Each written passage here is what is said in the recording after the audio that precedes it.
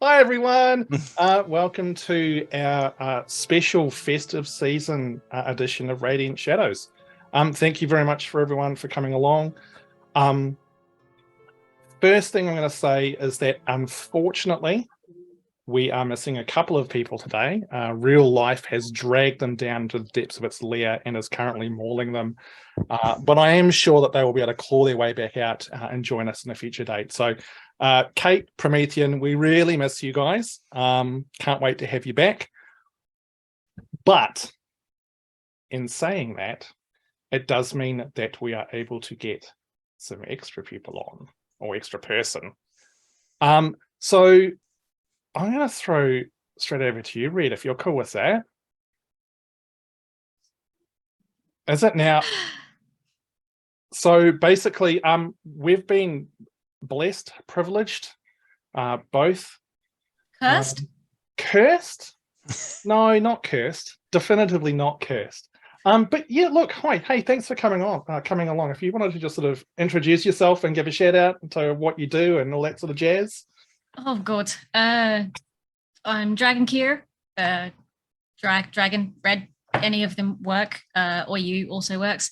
I'm a variety streamer. I'm based in Western Australia. Awesome. Panic. Perfect. And that is quite possibly the worst thing I could have done.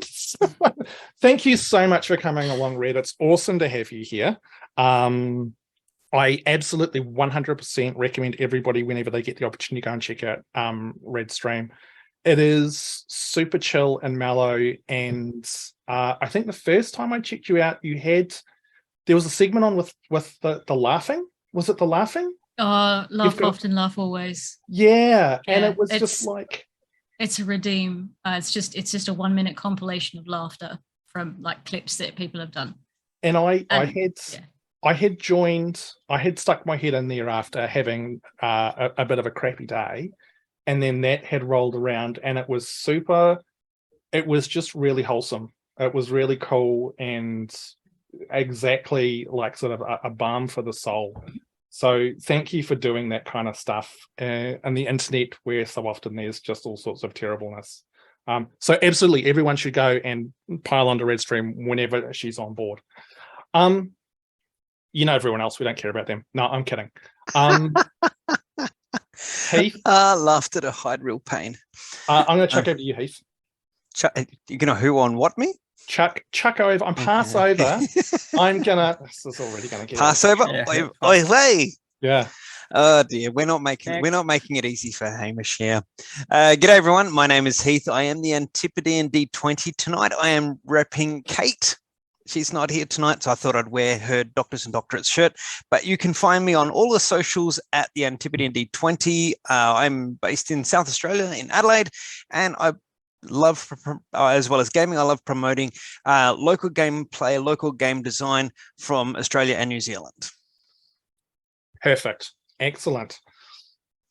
Cass. Hi, I'm Cass with Shadow Me. I haven't really got anything much to rep. I'm on TikTok more than I am Twitter and Facebook, so it's easier to lurk on TikTok. But I do have something to rep. Oh, yes. If it doesn't disappear. Oh, where did you get that from, Cass? It's the lovely Meeples and Dragons Dice Advent Calendar, and we're on day 10 today. That's amazing. What was the website that you got that from again? I got it from meeplesanddragons.com.au. You should go to the website and buy all the dice that they've got there. Crash the website. Wait until the website starts again, and then buy everything else, including, I think you probably don't have any advent calendars, but you could probably, they exist now. So wait until next year and then just do that. Or buy multiple dice and make your own. Well, look, exactly. You could make an advent calendar for every month of the year with just the Meeples and Dragons dice. I think that's a great idea. Buy the rules book for the game that we're playing tonight. Yes, actually, that's a really good point. You can get the Kids on Bikes core rulebook from the Meeples and Dragons website. Absolutely. And with that, oh gosh, look, it's John. See, I don't have to spruik myself really, because you guys are already doing it for me, which is good because I'm terrible at spruiking myself. Hi, I'm John from Meeples and Dragons. I'm the other half. Saz being the better one of better half, obviously. But funny that you mentioned the advent calendars, Cass. We've actually got a few left on store. I think we got $20 knocked off the top just to see if we can move them before Christmas. So snap them up while they're there. Run, don't walk. Can you put one aside for me, because I can't do an order until I finish the game? Ooh, I'll see what we can do. Can you just get like a sticker and put it on the front, and so it's like it's the January advent calendar, and then you're all good to go. Waiting till January. Someone in chat suggested a Meeples and Dragons calendar, a dice a day for 365 days. Wow. Look, I can see Saz loving that, because I know she lovingly curates all the dice, and doing 365 dice per calendar. She'd adore it. She'd love it. Absolutely. She's She nodding does furiously. 175 guys per an advent set at the moment. So. Have we cut you off in anything else, John? Was there anything There was else? one thing that Saz lightly poked me in the ribs to let everyone know. On Instagram right now, there is a D&D advent happening from 1st to the 25th of December. You can enjoy 25 days of giveaways from wonderful creators in the TTRPG space. Art, dice, journals, all kinds of accessories. Head on over to our Instagram stories, link in chat, and look for the shared post for day 10 by Tabletop Crafter, who's the mastermind behind these incredible giveaway experience. It's an international advent that everyone gets on board, and it's a whole bunch of small creators, and yeah, bit of fun for the small businesses and everyone. Yeah, absolutely. That sounds awesome. I need to go and check that out. I had it open the other day, but I need to have a decent look. That is awesome. One last shout out is to Saz, our producer. She sits in the background. She makes the Twitch stuff look all twitchy and pretty and awesome and amazing. As you can see, she's sprinkled some festive love across Twitch today, which has been awesome. Without her, probably none of this would happen, because I don't know if the rest of us could even string two cans together with a piece of string. So Saz, you are awesome. Thank you so much for doing everything. No, you're awesome. You don't need to be telling us how wonderful we are. No, please stop. It's embarrassing. Can you feel the love? Here we go. Round of applause. Yeah. But in all seriousness, no, Saz is awesome. She does an absolutely fantastic job. I think that's everything. There was one more thing that this shirt is telling me that we need to show and say. Hang on, what's that shirt? Tomorrow night at 8 p.m. Adelaide, Australian Eastern Daylight Saving Time, or 5 p.m. All the words, Australia Western Standard Time. There's a D&D Doctorates stream that you should watch, because it's going to be fantastic. And 3 words: the deep forest. Yes, absolutely. So as you can see, also Heath is wearing one of the awesome D&D Doctorates t-shirts that you called out. Oh, hang on. Oh, yes, I am too. Yeah, it is. Wow, It is. It's didn't remarkably nice. realize. Yeah, It's didn't realize. It is light wearing, durable. It feels good. Breathes well. It's outstanding. Awesome. All right. I think that's everything. So, as we alluded to before, today's session's a little bit different. The session is still based in the campaign world of Radiant Shadows, and is still based on the continent of Haldorn, but we've taken a slightly different turn with this session, and we're using a sort of a cut down version of the Kids on Bikes rules, because we're going to go and do something a little bit different. It's almost the festive season here, so we're going to explore the festive season and this part of the campaign world. For those of you who've played Kids on Bikes before, please ignore how much I get the rules wrong today, because I've never run it before. It's been one of those weeks. So there is going to be a lot of making this up as we go along, and probably just dice going everywhere. And as long as everyone's having fun, that's cool. But yeah, and as Red called out, if you like the system or if it is something that you are interested in, go to meeplesanddragons.com.au and check it out because you can buy the rule book there. Not just you can, you should. You should. You will buy the book there. Okay. And with that, let's get started. All right. So, to call the small village of Lund sleepy would be one of the greater understatements someone could make. Situated a few miles south of the great forest of Fayfair, where the fairies of the kingdom of Tilworth reside, the people of the tiny hamlet go about their quiet lives much like honey dribbling down the side of a bottle. There are some that even joke that the national pastime here is watching the grass grow, although some could debate that even this is too action-packed. Still, the people of Lund are a content lot. They go about their lives happier than most and have learnt the importance of taking the time to enjoy and appreciate life. Just ask Hamilton Flund, 9 times grass-watching champion. He will happily sit in his rocking chair and extol any and all who will listen of the importance of just being. But not every day in Lund is the equivalent of watching 2 snails race. Today is Gifting Eve, and the village is practically vibrating with excitement. Sally Salison has been talking all week about her village-famous pickles that she normally gives out to all of the families as part of the gifting pickle hunt. Old Man Bolger has baked his apple and rhubarb pies, and if you get close to his house, you can smell them as they sit cooling on the windowsill. Elsewhere, the traditional decorating of the village is in full flight. A cornucopia of flowers and bright ribbons decorate the small thatched cottages. Neighbours can be seen admiring each other's gifting outfits, bold splashes of colourful garb with overly large, wide-brimmed hats. Elsewhere, the shrill voice of self-proclaimed Mayor Eric Berrick can be heard, desperately trying to organise a motley collection of somewhat disinterested village folk as they prepare for the main event for the evening, the moonfire. His wife, Betty, stands beside him, gesturing wildly in an attempt to assist as they load up a small wagon with small, pale logs. At the heart of the village is the town well, now almost invisible under the weight of petals and ribbons.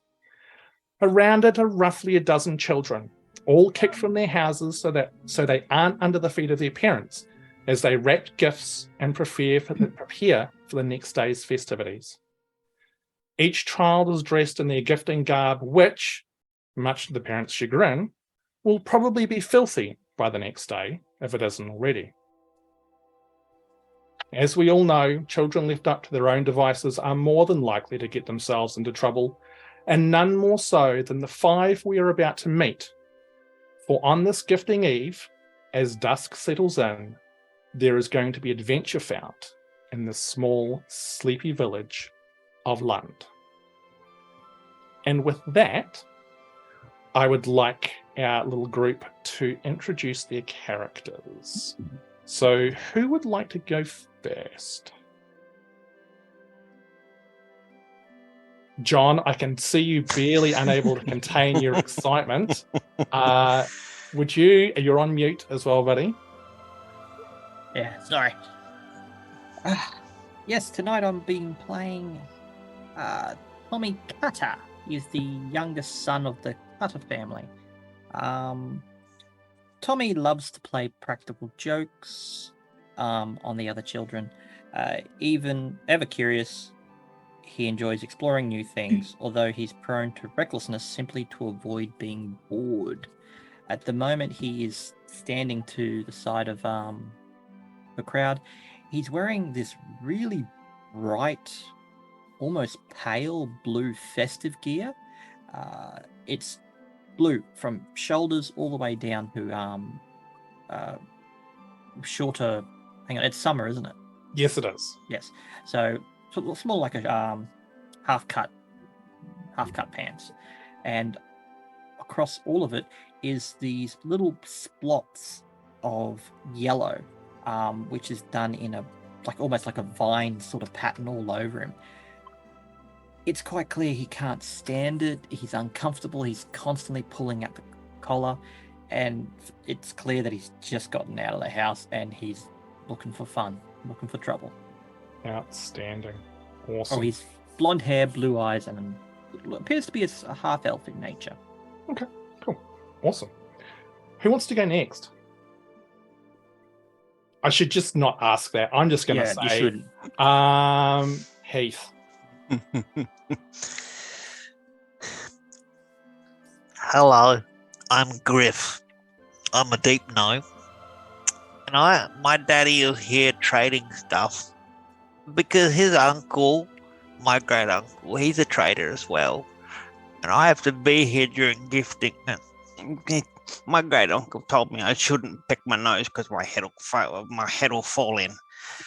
We're here trading stuff, and I have to wear this shirt that we got in Rainbow Lake because we have to wear it. There's some thing on that I have to wear this, and my dad told me I had to. But yeah, I'm here, and we're gonna have fun, I suppose. This place is pretty interesting, but okay. Outstanding. See, you should have gone with him first. Cass. Yeah, so I'll just preface everything with this is the first time I've ever played Kids on Bikes. I've never seen it before. So that's what she said the first time she played D&D, and she was awesome. So I'm just no pressure, Cass. Now I will fail. You'll be fine. Me. You will be Thank awesome you. Because you are awesome. I haven't played it either, Cass. Neither have All I. right. We're all screwed. All right, this is good. This is gonna be fun. So I'm playing Lillian Berryford, otherwise known to friends and family as Lil Berry. I am an otter folk, so I'm a little baby otter, and I'm walking around with bare feet. And I've got on these really bright green and blue overalls with polka dots on them. And I've also got a really wide brim straw hat with loads of ribbons, bright coloured ribbons and flowers that she's picked up around the place, and they're all sort of pinned onto the hat. So it kind of, in the breeze, sort of makes a bit of a rustly noise. She's just come into town, well, not recently. She's probably been in town for about 3 or 4 years, having moved up with her father, who's a builder. But she likes to sort of get in rivers and go fishing and picking flowers and collecting stuff to put on the hat. And as the Indoctrates has pointed out in the chat, Cass is now officially the queen of adorable characters. So, well, and since I went first with you, Red, you can go last now. So I'm sitting as far away from the crowd as possible. And I say sitting.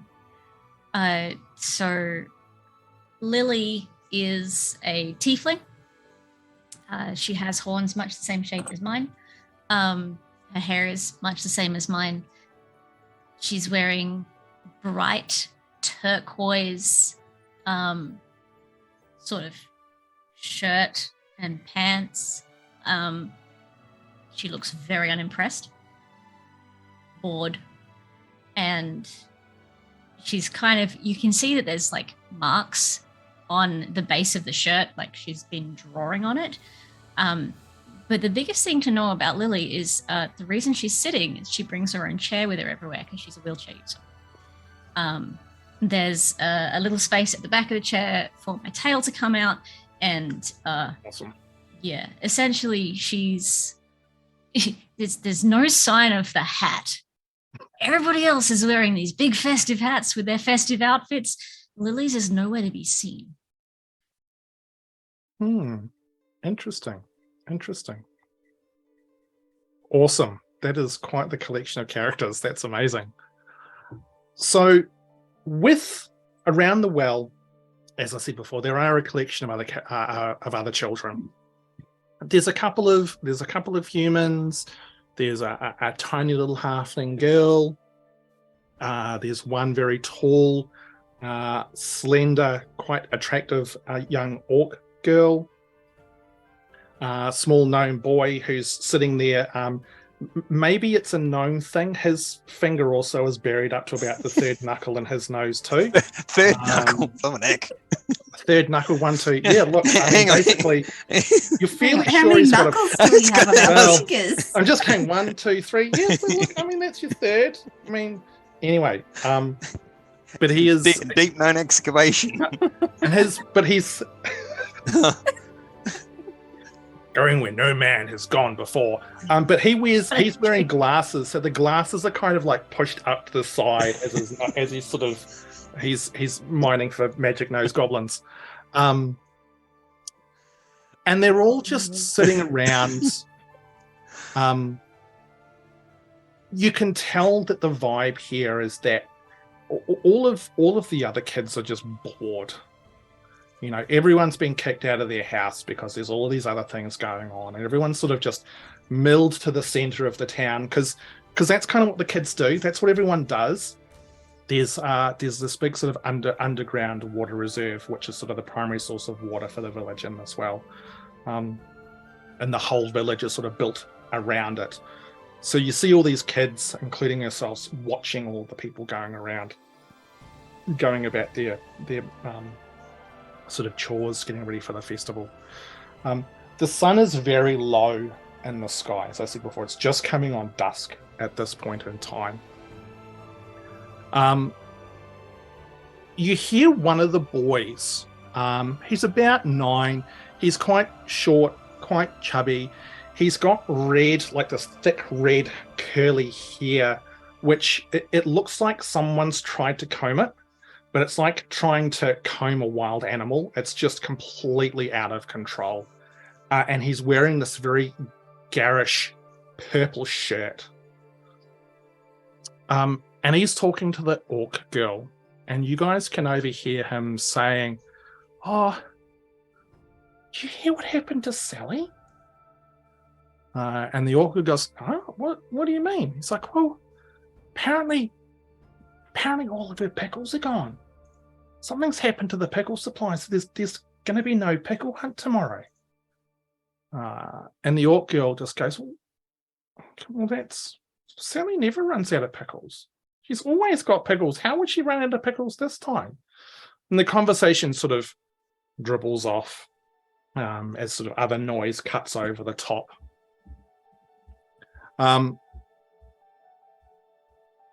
You then hear the gnome. He's sitting there talking to a taller elf boy. And you hear him start to mention something about where is it? Something. He's like, "Oh, old Mayor Eric. He's been complaining about a bunch of the moonwood. Apparently, there's not going to be enough for the moonfire tonight. There's been someone's been stealing it at night or something like that. Something weird going on, but I don't really know what it is. Someone heard some people yelling the other night, but I don't know. Maybe there's something interesting going on." And again, the conversation just sort of passes away as the kids are all sort of talking amongst themselves, amongst these various things. Now, Red, Lily is off to the side. Is she just sort of observing the conversations? What's she sort of doing? She's just trying to get a feel of everyone. Like, she's moved to the town kind of recently. She's only been there a couple of weeks. Mm-hmm. Her parents have promised that this is the last time, but they've said that before. Yeah, for sure. So I'm just kind of watching everyone. Like, Yep. Who talks to who, what they're sort of, and I'm trying to get a feel for who is what type of person, who do I want to bother talking to. Because let's have a look here. Because rolling dice in games is fun, Let's make you roll the first dice for the day. So I want you to do Pressure. let's do a brains check for you. So this is sort of you understanding the social dynamics as you watch. So for those of you playing at home, as Red looks up her character sheet and stuff like that, the way Kids on Bikes works is that each character has got a bunch of different stats. There's brains, brawn, fight, flight, charm, and grit. Each one, depending on the trope of your character, and there's a bunch of different tropes, kind of sort of like classes in other games, defines the dice that you actually use for the skill check. The better you are, the bigger the dice you use. So for example, if for brains you have a D4, you're not the smartest. In fact, one could even say that you're probably not particularly smart at all. Where if it was a D20, we're talking, super bright, super intelligent.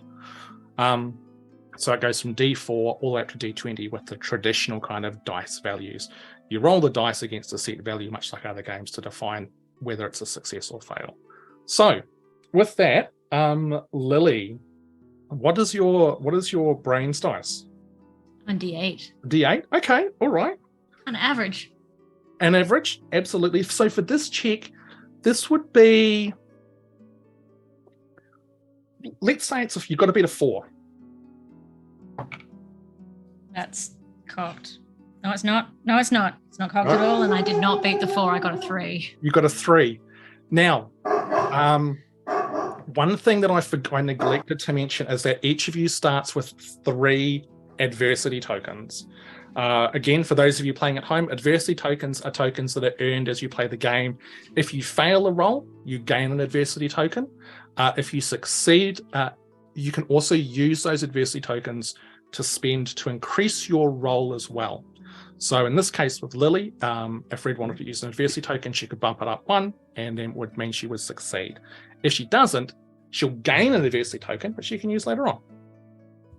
So what was I trying to, what was the check?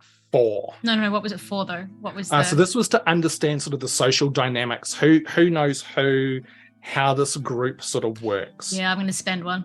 Okay, all right. So you spend sort of a bit more time sort of focusing on this group, having a look at how they all function. The first thing you notice is that there is one girl in particular, a fairly tall, broad-shouldered human girl who's probably about 13. She's standing there with her arms crossed, sort of watching the other kids. She looks very serious, but it's that facial expression of a child trying to be the adult, sort of trying to be, I'm the serious one, I'm the grown-up, I'm going to be the one who does all the sensible things. The other kids seem to be somewhat deferential to her. She does seem to be a bit of a natural leader amongst at least half of the kids who are here currently. From there, you've got, her name was Eliza as well, which you would have picked up. The elf boy, who the young magic nose goblin hunting gnome was talking to. The elf boy called Caspian. He was fairly tall as well. It's probably a year or 2 younger than Eliza, with very, very long pointed ears. He also seems to be sort of the other half of the leadership team amongst at least half of this group of kids. The rest all seem to defer to those 2. There are, of course, 3 other children who were sort of maybe slightly more off to the side. And this is where I want to kind of throw it over to the rest of our little group here.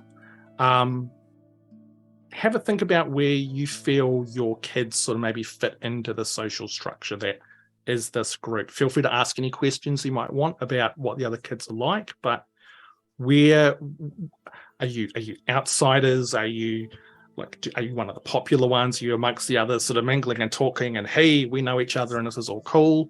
Where do you feel that your guys fit into this? I think Lily's a little bit of a social butterfly, so she kind of sits around or goes around with like a few different bunches. She's kind of like a bit of the sidekick. She's a bit weird. Likes to sort of make jokes and that and just be friendly, and that's kind of how she gets by with being a child, because sometimes kids can be harsh. So she's kind of like just a bit of a joker to deflect things. And yeah. Cool. Okay, awesome. What about Tommy? Tommy tends to flit in and out between the various groups. He's usually accepted for the most part. He's quite frequently playing pranks on people. Sometimes they go great, sometimes they miss, and people don't exactly appreciate his humor. As a result, he doesn't really adhere to anyone. Like, he's not BFFs with a lot of the people, but at the same time, people will usually get roped into his antics more often than not. So people will follow him because he will find fun. Okay. But at the same time, some of those fun might have consequences. So it's sort of like, and quite frequently, some of the kids get in trouble and they stop playing with him for a couple of weeks, and they come back to it. So he's always in and out. Cool. Awesome. Excellent. And what about Griff? Well, following the kids on bikes archetype of funny sidekick, and the fact that Griff is an outsider in town for a short time as part of his father's trading wagon, I dare say he does hang around with the main group because he does funny things on occasion, or says funny things. It might be funny, haha, it might be funny. He does find himself invited. He might not be on top of the list to be invited to be included in something, but he does find himself on the list nonetheless. He well-meaning. There's definitely nothing malicious about him. So he'll hang around the main group and sort of do as they do, so long as it doesn't come at the cost of embarrassment to another child. He himself being a deep gnome, and obviously in a wider community is not readily seen. So he might be a little bit self-conscious about any finger pointing. Oh, you're different, but he rolls with those punches. So he'll be there to hang out with the main group, look for a bit of fun, but make sure that it's fun and not at the cost of anyone else. Yeah, for sure. Awesome. Okay, so another question I have for all of you then is that we've ascertained that that Lily is newer to the town and is currently sort of sitting on the outside of the sort of the social setup as it is physically right now. Would any of you had taken some time to get to know Lily before now? Because Lily's been in town for not terribly long, but enough to sort of maybe meet a few people. Do you feel that any of you would have met Lily? And inversely, Lily, is there anyone that you think you would have potentially would she have been terribly social amongst this group as well? I don't think she'd reach out to anybody because I'm so used to moving. Yeah. Effort. Parents are probably going to pick me up and move me again. I'm probably just, sit back and watch, but I might do something that might interest someone just while I'm sitting. Yeah, for sure. But I don't think I'd go out of my way to make a friend, because when I move, I lose them. Yeah, absolutely. So the question Lily would have at least, because she's a bit of a social butterfly, so she would have noticed you hanging, being in the village. So if at the very least she would have been just from in the distance. I noticed you, hi. That sort of thing. So yeah, maybe we would have had slight conversations, or I would have been in the same vicinity as you sometimes, because she's flitting around from place to place. You would have definitely spoken to Tommy at least, because he would be curious about the new kid. Probably a little bit too curious, and probably asked too many questions, and probably made you very uncomfortable in the process. And then he would have wandered off. So, I get this visual image that Tommy's like the kid from Home Alone, where they're trying to pack the van, and he's the next door neighbor's kid going, "Does this thing get good mileage? Does this thing, how far?" I don't know, kid, hit the road. So Lil Berry. Now I thought it was hilarious because I think Cass and Red, I think I got your two characters first, and your names were very similar, and I was like, this is this is quite amusing. I can change my name if it makes it easier. Otherwise, we can just please don't. No. Don't. I think it makes for some potential comedy gold. I think it's because, funnily enough, there are situations in the real world with people with the same name. So I think it's great. So, Lil Berry, the little halfling girl that's at the well, she's got this light brown mop of hair that falls down past her shoulders, and it's the kind of hair where you're fairly confident she's got eyes, but most of the time it's hard to tell because the fringe comes down to sort of about here, and half the time she's either hiding behind it with sort of her head down slightly, or she's sort of pushing it out of the way. The hair is often fairly unkept. It seems to be sort of an afterthought for her. Her face is this field of freckles. And Lily, Lil Berry, sorry, you know her name is Minnie.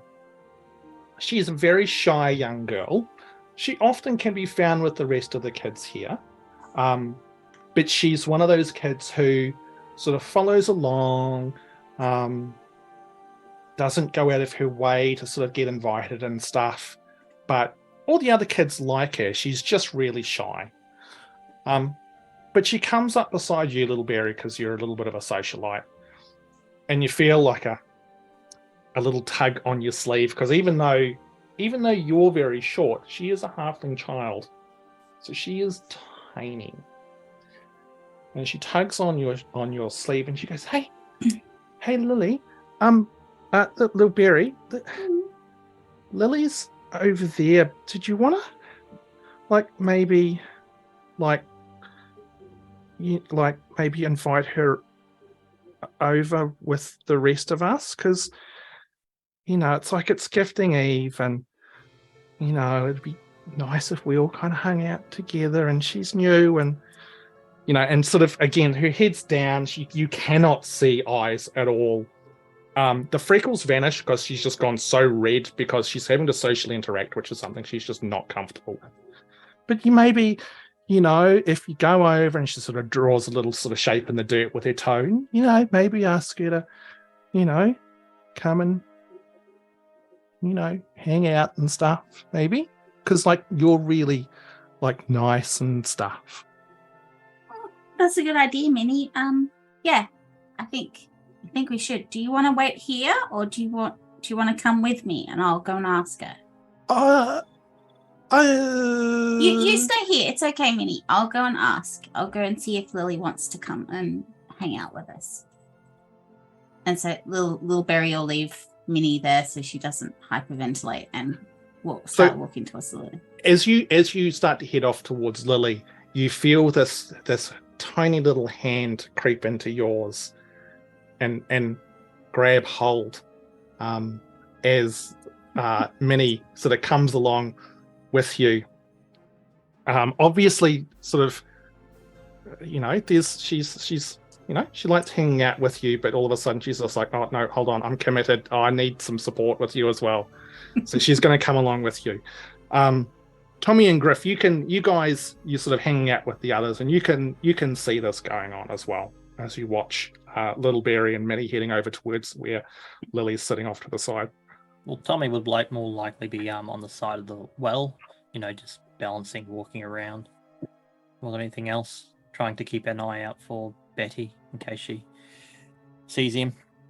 So as you're sitting on the side of the well, Eliza, the older girl, comes up to you, and she goes, excuse me, Tommy, you're sitting on some of the decorative flowers. You're going to make a mess of the well. Can you please get off? Some of the people here have put a lot of effort into making this village look really nice for gifting Eve. You're going to ruin it all. Hey, again, you're always ruining stuff. Melodramatic. Eliza, I haven't even stepped on one. God. Your butt is sitting on one right now, Tommy. Look, it's crushed. Get off the well. Just It was crushed when I got here, Eliza. no, Jeez. it wasn't. I saw you get up there. It was fine. I put it there myself. In fact, thank you very much. Well, you didn't do a very good job. It's already crushed. God. Oh God, you're the worst, Tommy. And she just stomps off. Eh. As What's that up with plays, her, Griff? I'm so glad she's gone. I don't like her. But don't tell her I said that. Something's gone and crawled up her dress. Have you seen her outfit? Jesus, how long did her mother spend on that thing? so John, what does her outfit look like?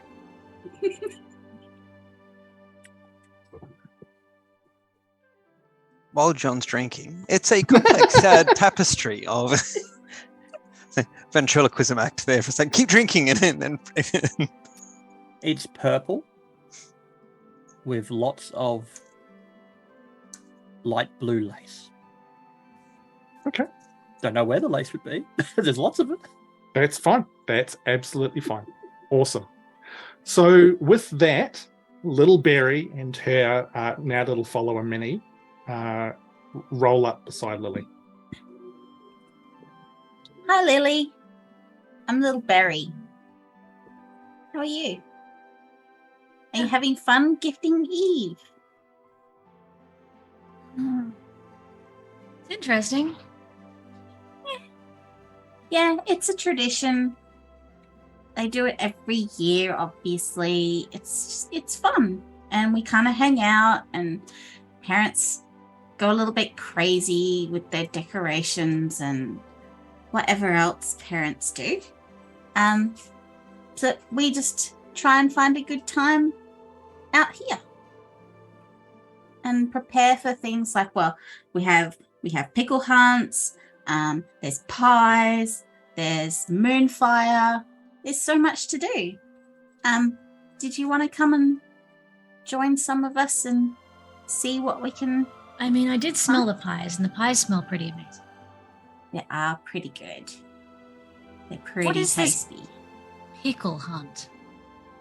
Oh, well, so Sally has these special pickles that she makes, and she hides the pickles in the trees, like in the gifting Eve trees. And you got to find them, and if you find them, you win a prize. And a pickle. Okay. Trust me, it's really good. Isn't that right, Minnie? It is. It's fun. You'd love it. This barely audible voice goes, "Don't like pickles." Minnie, But it is fun. it's Is the fun. principle of the thing.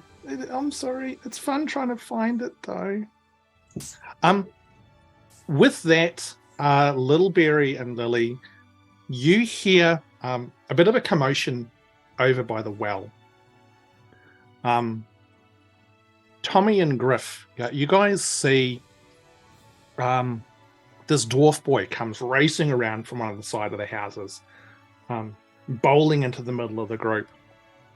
And he's like, "Oh my God, it's happening, guys. It's happening. It's happening. Everyone needs to be on high alert. It's finally happening." And he looks over to where you are, Little Berry, and goes, "Little Berry, Minnie, I think it's the other girl. I think Lily, guys, come over here, quick!" And he gestures furiously for you all to sort of come over and join. Tommy's off the well, rushing up. What's up? What's his name? Look, and he sort of looks around, sort of, almost to see if like anybody's watching. Now, Lily and Little Berry, are you guys gonna come over and join everybody else? Yeah. Yeah. I'm intrigued. Yeah. So you guys come over and you can see this boy. All of you, probably except for Lily, recognize this dwarf boy's name is Thod.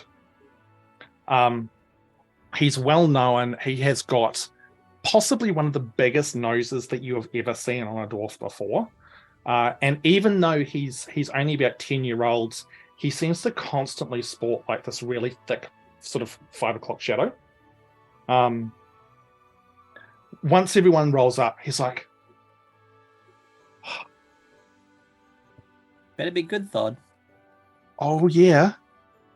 It's like, Wham's back in town. Oh no. Yeah. Who's Wham? Who's Wham? You don't know who Wham is? Well, no. No, I bet. It's I like, remember last year. come on, Lil Berry, you got to remember Wham from last year. No, it can't have been that important. It what? Well, explain why. Why is it so Oh, cool? God, I can't believe. So, all right. And again, he sort of looks around to check to make sure no one's sort of watching. He goes, look. So there's this pixie from Fair who every year about this time comes to town. And like, there's all this talk about why he does it. And like a bunch of the adults think that someone ages ago made some sort of like crazy deal with the fairies and all that sort of stuff. I don't know. I don't care about that stuff. All I know is that if you hear Wham playing any music, you are cursed for the rest of the year. You will have the worst luck of your entire life. It's like, and it's not even like the music's good. Like the music, it's terrible. Like terrible. Like my Did you get you last year, Todd? Did he get me last year? No. Look, I haven't been whammed before. I've been lucky. He got my brother a couple of years ago though, and I crossed my heart and hope to never grow a beard. But for the whole year, my brother just had the worst luck. Like breaking mirrors, falling down stairs, tripping over black Having you cats. as a brother. What was that? Having you as a brother. No. Joking. Oh my. Shots fired. Wow. But look, all I'm saying is that you need to keep your eye out, because like I don't entirely know how it works, but like if you manage to see him before he starts playing his music, you're fine. He buggers off. He's again something about some weird deal that was struck with some of the, some people who lived here, a couple of generations back or something weird like that. So I'm just saying, keep your eye out. You absolutely do not want to get whammed this gifting. Does this, just out of curiosity, Ham, does this run out on Gifting Eve like those normal folk of us with a similar situation? Midnight Gifting Eve? So Thod says, look, we're pretty much look, gifting. Stop. The very next day, you gave it away. You gave the pickle away. This close to writing lyrics. This close to writing lyrics. It You only gave the counts pickle away. if it's real. It does only count if it's This real. year, to save me from tears, I'm hiding the pickle myself. That almost sounded like a Dr. Seuss book. That was awesome. So you hear some of the other kids talking, and the small red-headed boy, who is called Jipper. He also pipes up and goes, "Yeah, no, I heard someone who got whammed a few years back as well. It was terrible." And so the conversation focuses around this event for sort of the next 5 or 10 minutes as the kids discuss this potentially terrible event. Sorry. No, you're fine. You're absolutely fine. I'm barely being able to bring my brain back to the keep game. Keep it together. No. Keep it together. Like, Hold it together. Bring the brain back to the game. It's like two different directions. Fast, speed. No, don't concentrate. Haim is doing the talking. Listen and concentrate. What's that? Don't concentrate. Don't concentrate. Spiral off on a tangent. What tangent? Yeah, what? Where am I? Who's going on? So, and that's how we ended up there, Your Honor. Yeah. You watch as a couple of the kids head off in one direction. You can hear the orc girl commenting something about she's got to go and do some chores for the evening as she starts to head off. As she does, you see coming past the well, heading out in one direction, two villagers with a small cart, hand-drawn cart between them. On the back of the cart, you can see a small collection of logs. They're very, very small, and the wood is quite unusual. It is this pale, almost sort of white wood, and in the low light of the afternoon and almost evening, you can see that it's giving off just the faintest glow. It's barely noticeable. For those of you who live in the town and have been here for a few years now, you would know that this is called moonwood. And it's wood that's harvested from a very particular part of the Fayfair forest. And there's also the wood that is used for the moon fire, which is held later on in the evening. As the villagers go past, you hear one of them, who's an older man, grumbling away, turns to the other and goes, "Really don't think we're going to have enough wood this year. Old Eric was saying that he's lost maybe half of it over the last couple of nights. Can't harvest anymore, so he's getting a bit nervous about things."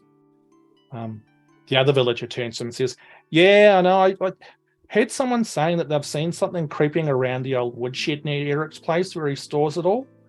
No one's been able to see what it is or capture it or anything like that, but only seems to come at night. So I don't know. He reckons he's going to lock this shed up with the last of the wood and then go from there. But I hope there's enough. It'd be real disappointing if we couldn't do the moon fire this year." And they kind of trundle past you guys. How do you lose wood? They mostly come out at night? Mostly?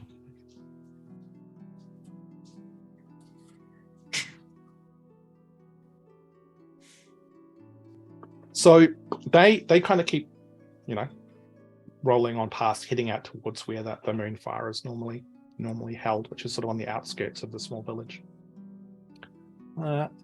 With it slowly becoming dusk again, you can see some people starting to head to their houses and stuff like that. A lot of the other kids have sort of dispersed at this stage, leaving pretty much just the five of you and Minnie, who currently appears to be glued to Lil Berry's side, just sort of lurking around the well. Well, so I'm fairly bored, guys. If I go back to Ma and Pa's place, they're just gonna make me do more chores. You up for anything? You don't want to do that. You don't want to do that chores. No, you don't want to do chores. No chores. Let's find something else to do. Stay out of the way. Why don't we figure out what's taking the wood? Yeah, what nicks off? That sounds kind of cool. Yeah. Some dark, shadowy person creeping around and taking wood. Like, what? That's weird. Find the wood versus do the chores. I know what I'm going to pick. What happens if we don't have enough wood, eh?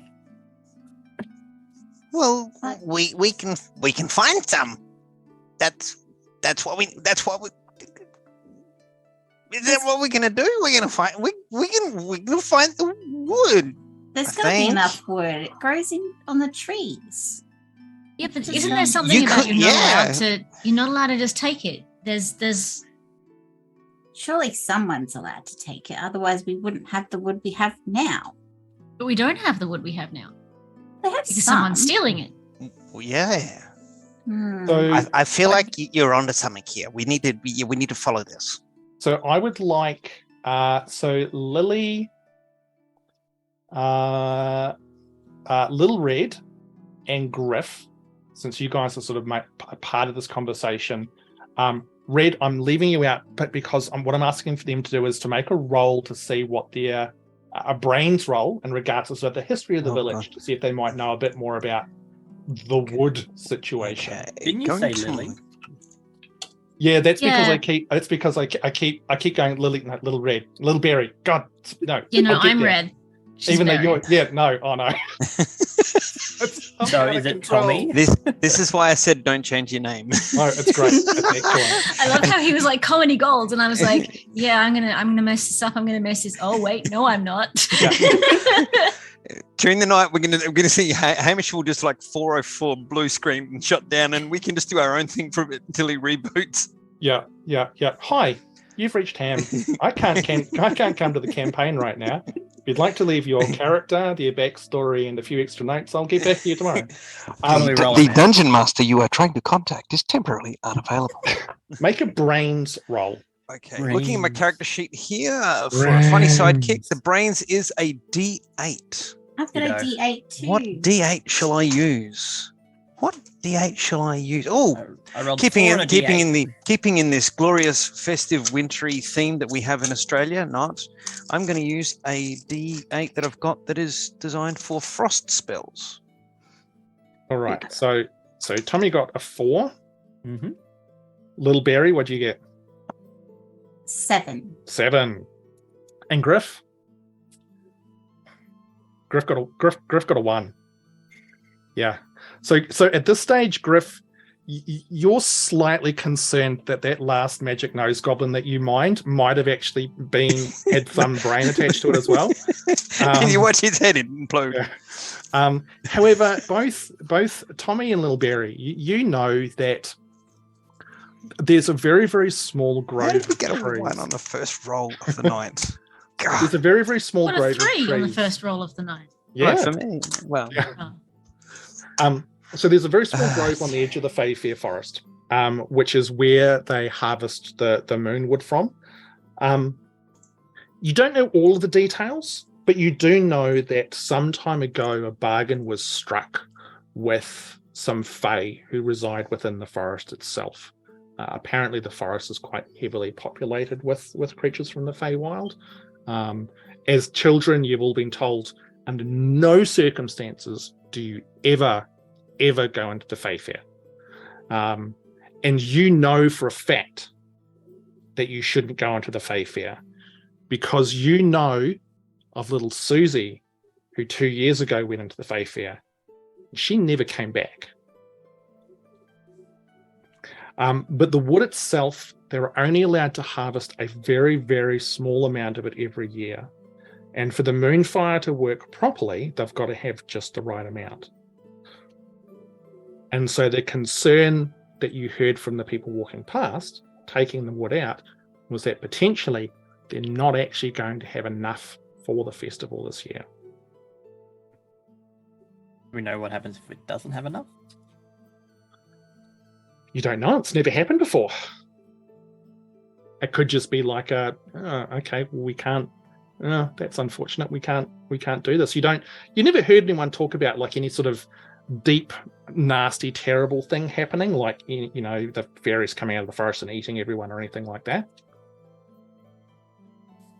But then Tommy's going to inform the other kids that that's exactly what's going to happen. So at the moment there is just the 5 of you and Minnie around. So what are you saying, Tommy?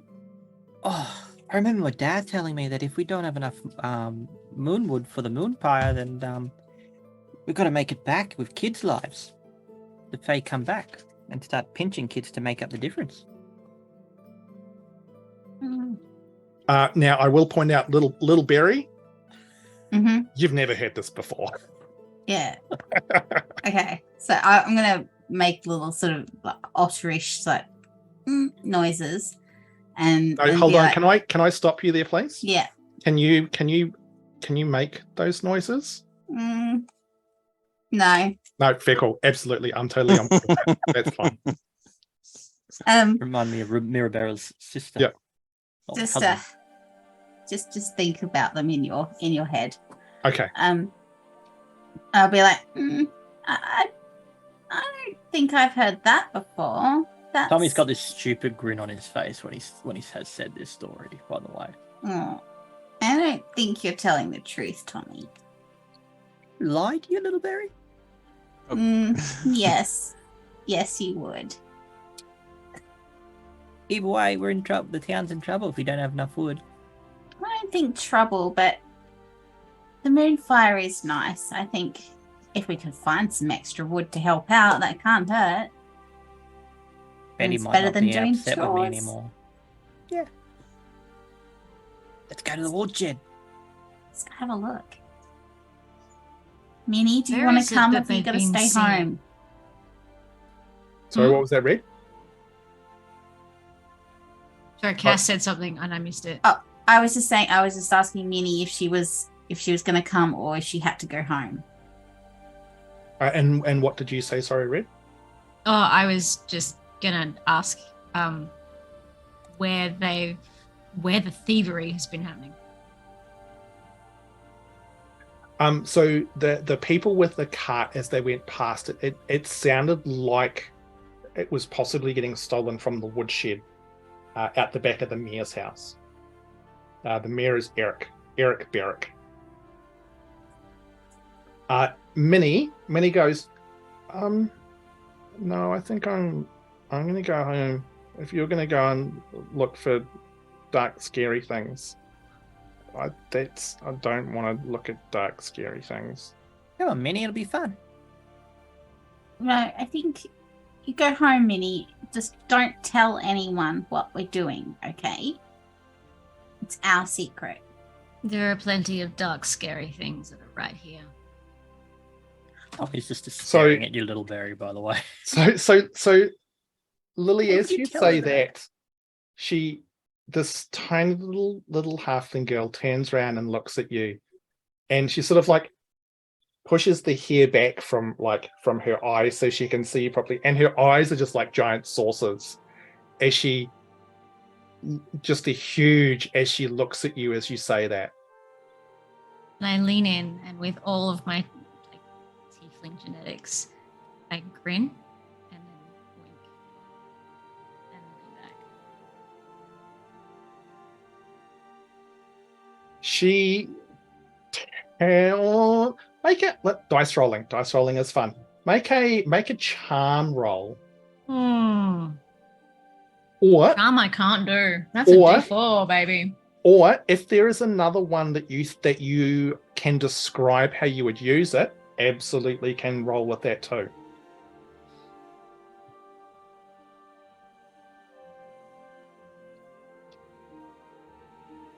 I would have thought it was either because I'm trying to be intimidating. So would it be fight?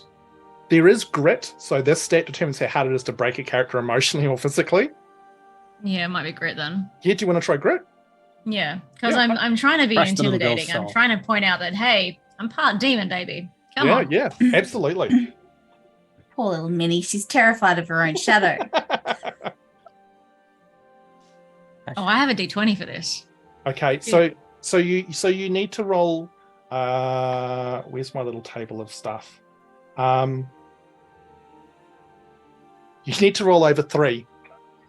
No, No pressure. no pressure, John. These are my meeples. Sharp Oh, edge. look out! Oh, What did you say I had to roll over? A 3. I got 3. oh. It's a really pretty 3, but it's a 3. It is. Look, that's all that you needed. It begins. My dice are trying to kill me. those big eyes, and she just lets out a, and she turns, and there's just this pitter patter of these tiny halfling feet as she just races off, and she's wearing this long dress, which is it's not much more than sort of a very colourful sack. And so her feet can't go very far because they're constrained by sort of the width of the cloth at the bottom. So it's not like long strides that she's taking. It's like these tiny, tiny little steps as she just races off towards her home in absolute terror. Wow, she's fast. Oh, poor Minnie.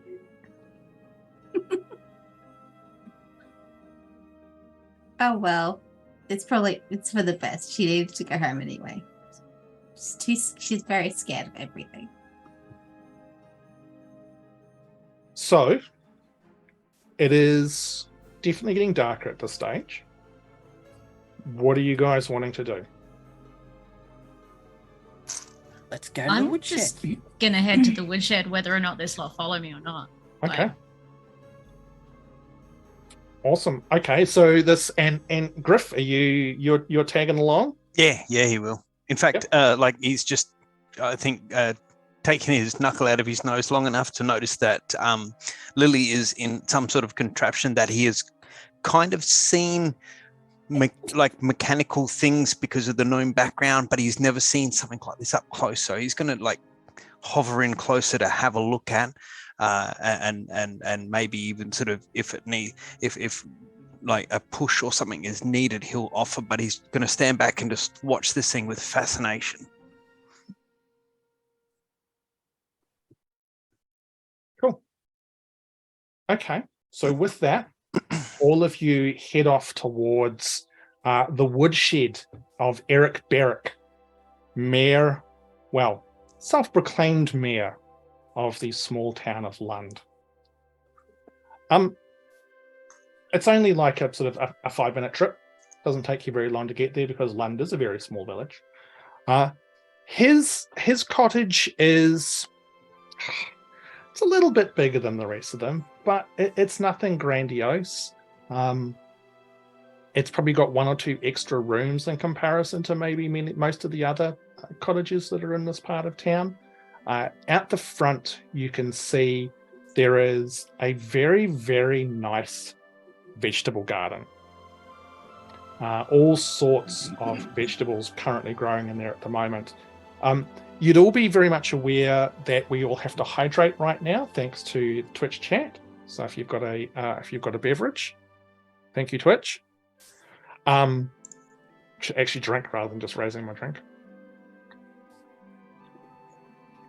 You would be aware that Betty, the mayor's wife, the garden is her pride and joy.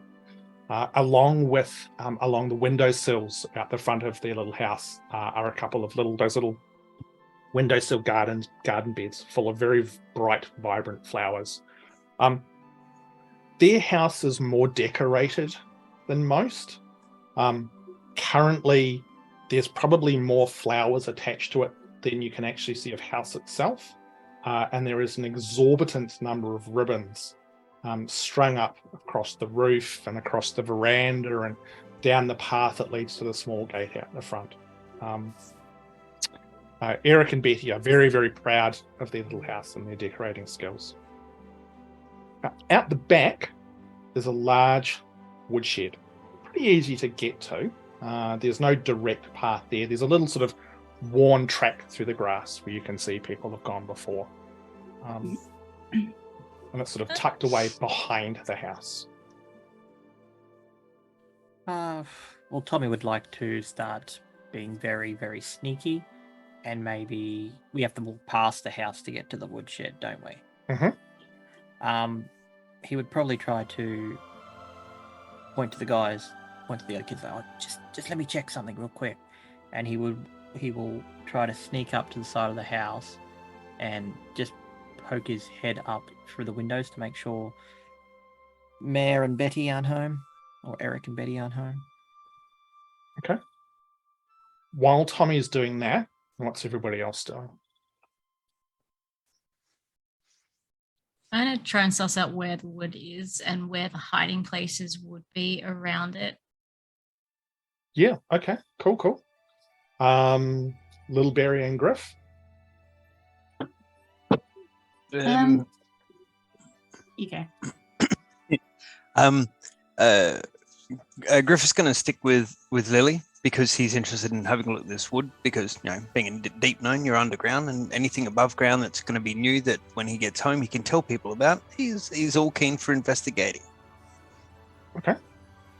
I'm probably just gonna Lil Berry's kind of gonna look around on the ground and stuff like that, and she's interested in like grasshoppers and moths and stuff like that. So while kind of looking around everywhere, she's looking for bugs, but she's also looking for like hints of maybe wood left dropped in the ground, just anything. She's kind of scoping out everything.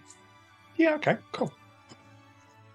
Okay, so Lily, you can easily see that it is definitively a woodshed around the back of the house. You can sort of see it just peeking out from sort of the back corner. There's a number of spots. There's a large veranda sort of that goes around the front of the house, along the front of the house.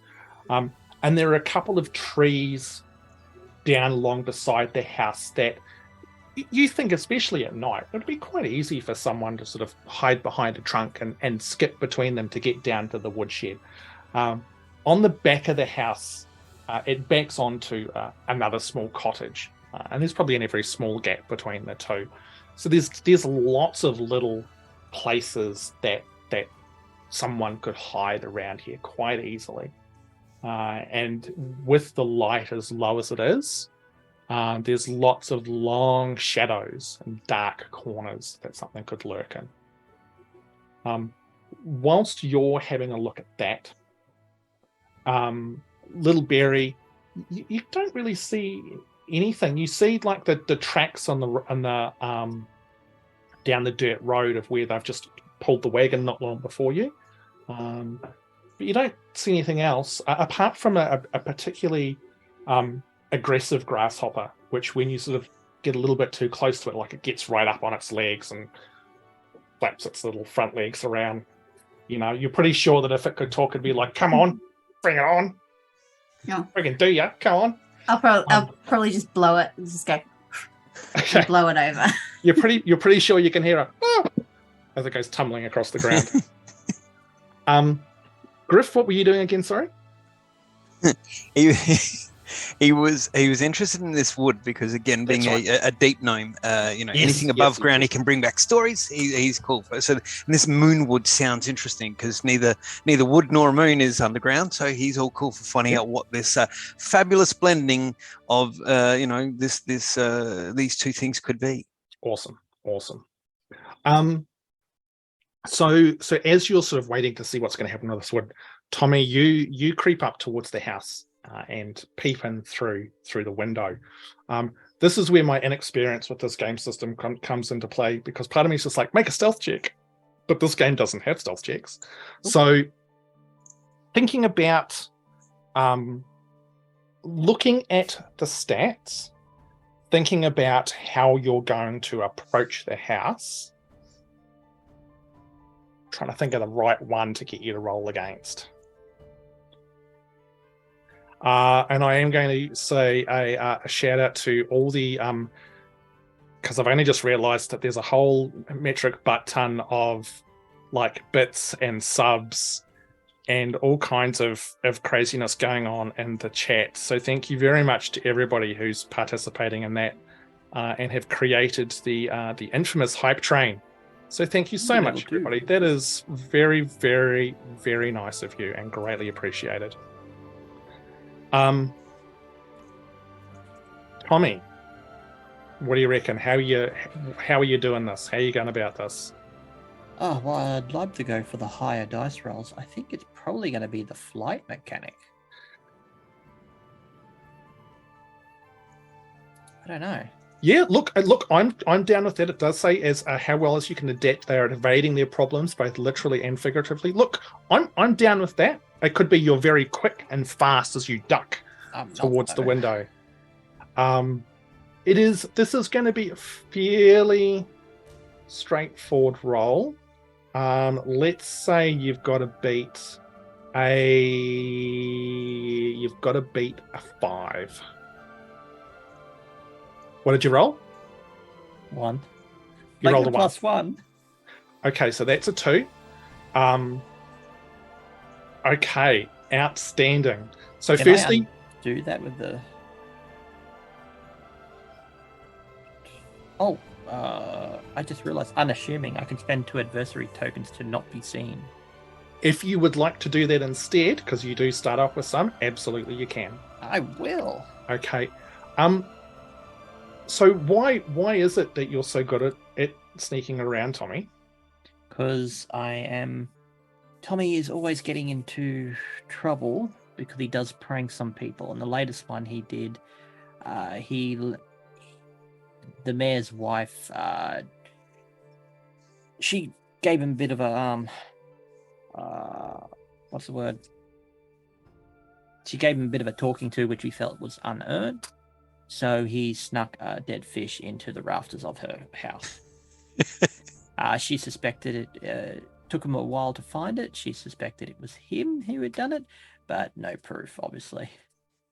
So he's always getting into where he shouldn't be, and yeah. So this is you've been here before. This is old ground. The rest of you guys watch Tommy scuttle up the side of their house through the shadows, like a small ghost or a small ninja or a small ghost ninja. I don't know. Get to the window and peer inside. Tommy, you can see inside the house. You can see Eric and Betty. They're sitting at the table, and you can see that currently Eric is sitting there with sort of his hands in his head, sort of down. You can hear. You can't really hear exactly what's being said, but you can see Betty reaching over and sort of patting his shoulder in a very reassuring fashion. You can hear the tone in the voice. You can hear a frustrated tone in his voice, and you think you heard something about pretty sure you heard the word ruined.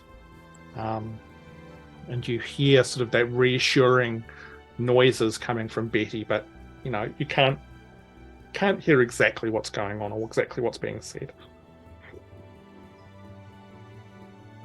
So they are home. I'll hold up my hand to the other kids, go, and start gesturing towards the other trees to stay away from the house. Okay, so the rest of you can see Tommy gesturing furiously. What?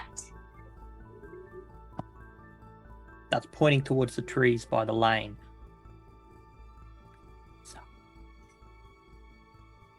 What do you want us to do?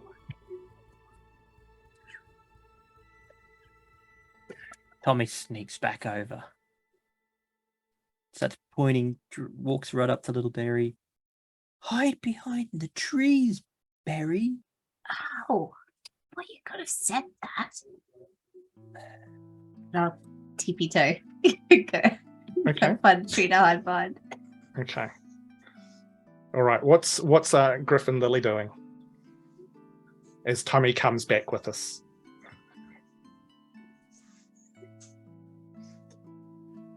Tommy was going to go over by the trees as well. Did Tommy say I heard something about stay away from the house. Did he say like why, or just stay away from the house? He said someone was inside. Oh, okay. No worries. They know what's going on with the wood? Should we listen in to them? I couldn't really hear much. It's hard to hear through they've got the windows closed. It's hard to hear anything. I reckon we should check out the woodshed. Let's sneak around through those trees over there.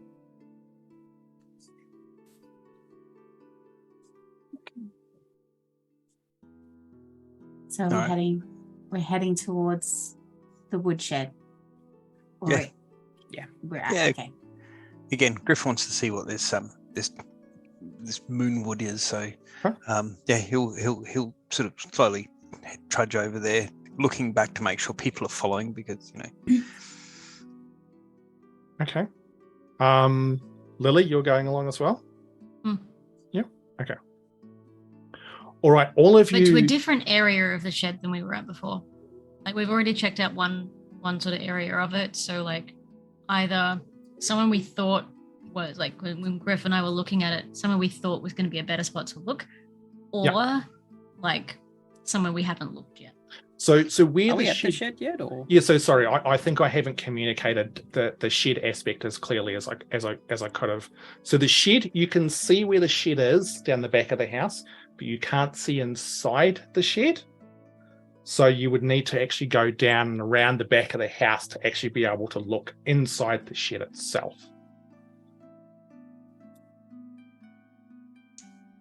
Does that Okay. help sort of clarify things a bit?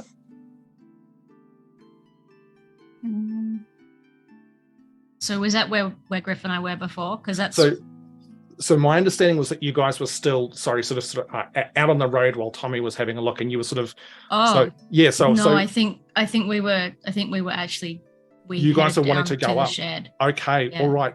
So time is wibbly wobbly, timey wimey. So as Tommy is looking through the house and ascertaining this information, and whilst Little Berry is bullying the grasshopper, Lily and Griff, you guys actually make your way up the side of the house. You guys do get to the shed, and you can see that the shed door is currently closed, and there is a small padlock on it, which is currently closed. Yep. Sorry, Ham, what time of day is this again? It's evening? It is early evening, so it's just after dusk at this stage. So it's quite dark. Yeah. Right. All right. So what's the terrain like? The terrain, it is so there's a very rough track down the side of the house, barely visible through long grass. On the right hand side of that, there's a couple of larger trees, which sort of separate this house from the house beside it. Otherwise, it's just all sort of open grassland in a small village. Out past the back of the barracks house is another house, and sort of back onto each other. And between those two is where the shed sits, which is where you guys have got to discover that the shed door is currently locked by a small padlock. Okay, we all get down there, no trouble. So, because as the funny sidekick, Griff doesn't usually head off by himself, but in this case he has. And if he spots anything like a stump or something like that, someone might knock into, he's going to turn back and just point it out to the group. Everyone looks like they're traversing down to the shed. Okay. So it's you and Lily who are going down, because I screwed up some information, so I've backtracked things a bit. Right. Sorry. While Tommy is looking inside, you and Lily are creeping down the side to have a look. So it's just the two of you at this stage. All right, no worries. So I'm quite happy to lead. Okay. I'm intrigued. I run on curiosity. I like to see how things work and what Griff is a bit the same. I just get going. I find that if there's a track, like a wheelbarrow's gone through. Yep. Or like a cart has gone through, I get into the wheel tracks. Otherwise, I'll aim for the grassier bit rather than the sand. But I'll just power my way down there. So there is quite it is fairly faint, but there is a small track that goes through here, which would suggest that there's not often a small handcart taken backwards and forwards, but it's enough to at least wear a very, very light path through there. And then, finding the lock, I'll have a look to see if are there any windows to this shed? I know some sheds have windows. I don't know. Do you think this shed would have a window? I would like for it to have a window. But if it has a window and something nefarious is happening, perhaps they've got a heavy set curtain or blanket blocking it from the inside. As you come around the end to where the door is, yes, there is a very, very small window.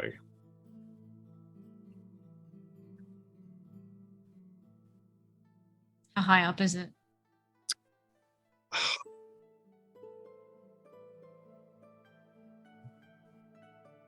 It's probably sort of about it's probably slightly higher than sort of average height. So you're probably looking at, I don't know, maybe 6.5. Hey, Griff, right? Yeah. Do you want a boost up? You can stand on my lap. You can probably Oh. reach it. Yeah. Griff kind of goes a little bit red at the thought of standing on someone to get over. Okay. And he kind of tries to figure out how this person and thing is going to become a stepladder for him. So, do you require any sort of dexterous roll, or for the narrative fun, are we going to say he makes it? I will leave it up to you guys. Do you? Let's have a look. What the archetype of funny sidekick? Okay. I've got it. You guys, how about a brains roll? Because this is the two of you figuring out the best way to do this. Why not? Just as a slight tangent, the brains roll that I failed before, coming back into adversity points and tokens and what have you. So the archetype I've taken has something called easygoing, which means I get 2 instead of 1. So can I use one of them to help this roll? So how does that work? So what you do is so we set a number for this.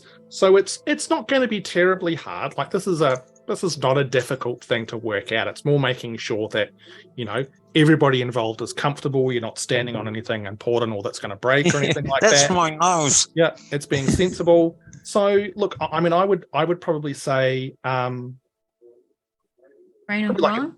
Sorry? You could use brain or brawn. Brain to figure out where to stand, or brawn to know how to do the physical thing. Absolutely. Yep. Either one of those, and it would probably just be like a 3 or higher. Ooh. This isn't hard. But there's always I opportunity. mean, my brakes are on. I'm not moving. Yeah. Hang on, I might go brawn because that's a D12 rather than a D8. Here we go.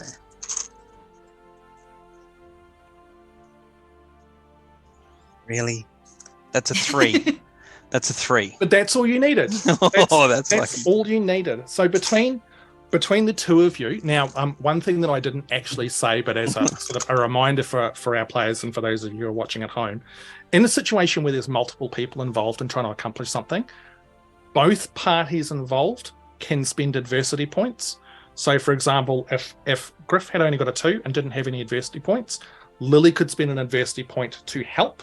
And then narratively, you just got to describe how you would provide that assistance to get the success. So in those situations, you can actually, help each other out in that respect.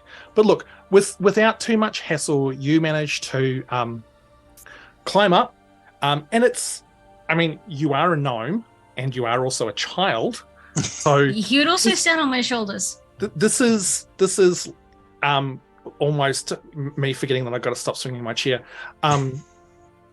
I could imagine someone inside the shed would sort of see like the top of Griff's head first, as he's trying to kind of pull himself up so he can just kind of get his eyes.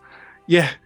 And with Lily's helping get just that little bit of extra altitude, you're able to see inside the woodshed out the back of the barracks house. All we need is a trench coat, and we're not exactly 3 kobolds in a trench coat. Exactly. So what you can see inside is, it is off to one side of the shed, and it's quite a dirty window, so it's a little bit hard to see through, plus with the dropping light. But you can see on the right-hand side of the shed, there is a small pile of what appears to be normal firewood. Mm-hmm. Left there for the winter months, currently not required because it's the middle of summer.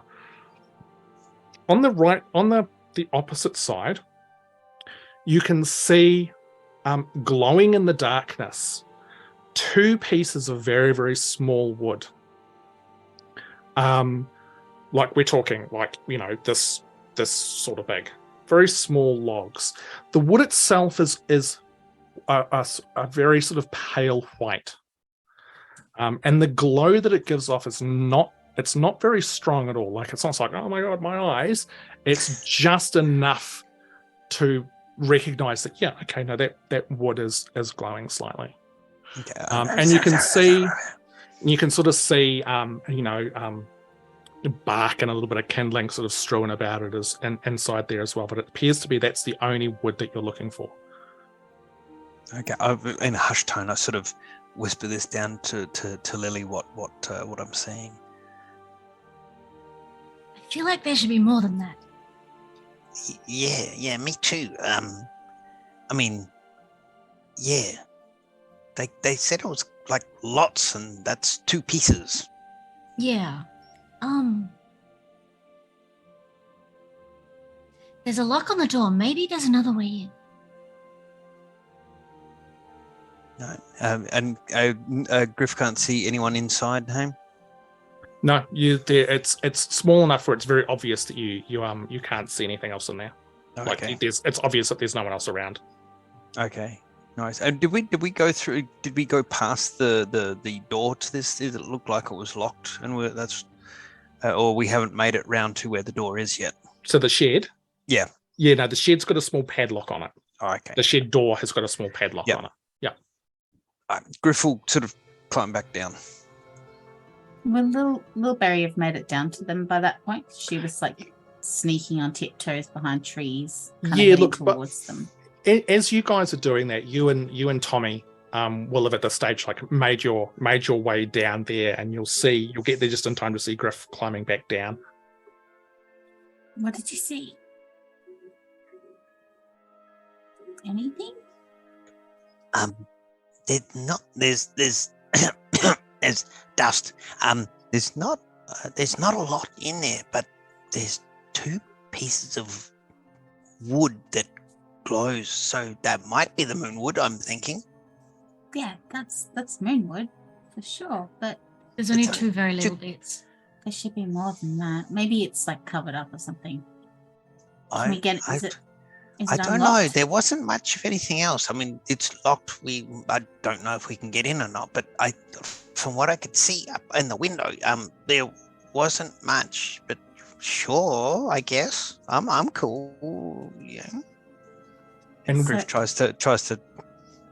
And with that, you watch as the giant rock picks up Tommy and carries him off, never to be seen. No, I'm kidding. Not again. Tommy! No. We'll turn to the wood and say, "We thank you for accepting our sacrifice." That got dark awfully quick. I think it's the DM. The group's fine. I think it's the DM. I'm flattered, thank you. And then the rock falls on Griff. Yeah. Anyway, right.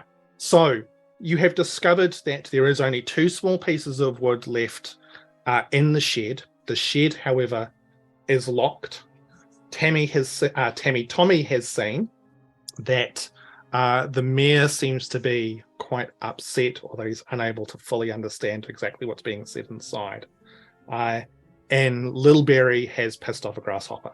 So, How to make friends and influence people. Yeah. Jiminy Cricket's gone to get the 3 ghosts because they finished mucking with Scrooge, and they're gonna. No, see, Gonna mess with Lil Berry now. There's a part. Anyway, I'll digress if I go too far. Off topic. Just thinking about some world building stuff. I'm like, interesting. Ripple effect. That one annoyed grasshopper leads to something different. But anyway, Radiant Shadows, BBEG. Yeah, well, yeah. Becomes a high level wizard. Anyway, so what are you guys wanting to do now? As you're all huddled down by the shed in the dark. Lil Berry's going to go up to the lock on the door, the padlock. Yeah. And she's going to have like a big grin on her face.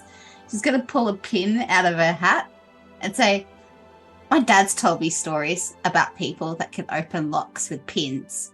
I reckon I can do it." And she's going to like just pull a little pin out and... Okay. So I would come like over and help. I'm going to lose the pin for sure. So this is probably going to be a brains check unless you can convince me of something else. Could I charm the lock off the door? I don't think it's this is the Could whole I shed charm is actually you a to mimic. let me charm the lock off the door? Yeah. Hey, Locke, how about you and me, you just fall off and we go get a drink? That's so no. better. So, no, the unfortunately you probably can't charm the lock up. It's going to be a brains check, and this is going to be really hard, Lil Berry. You are going to need a 17 or higher. Now, I got it. What dice do you get to roll? D8. A D8.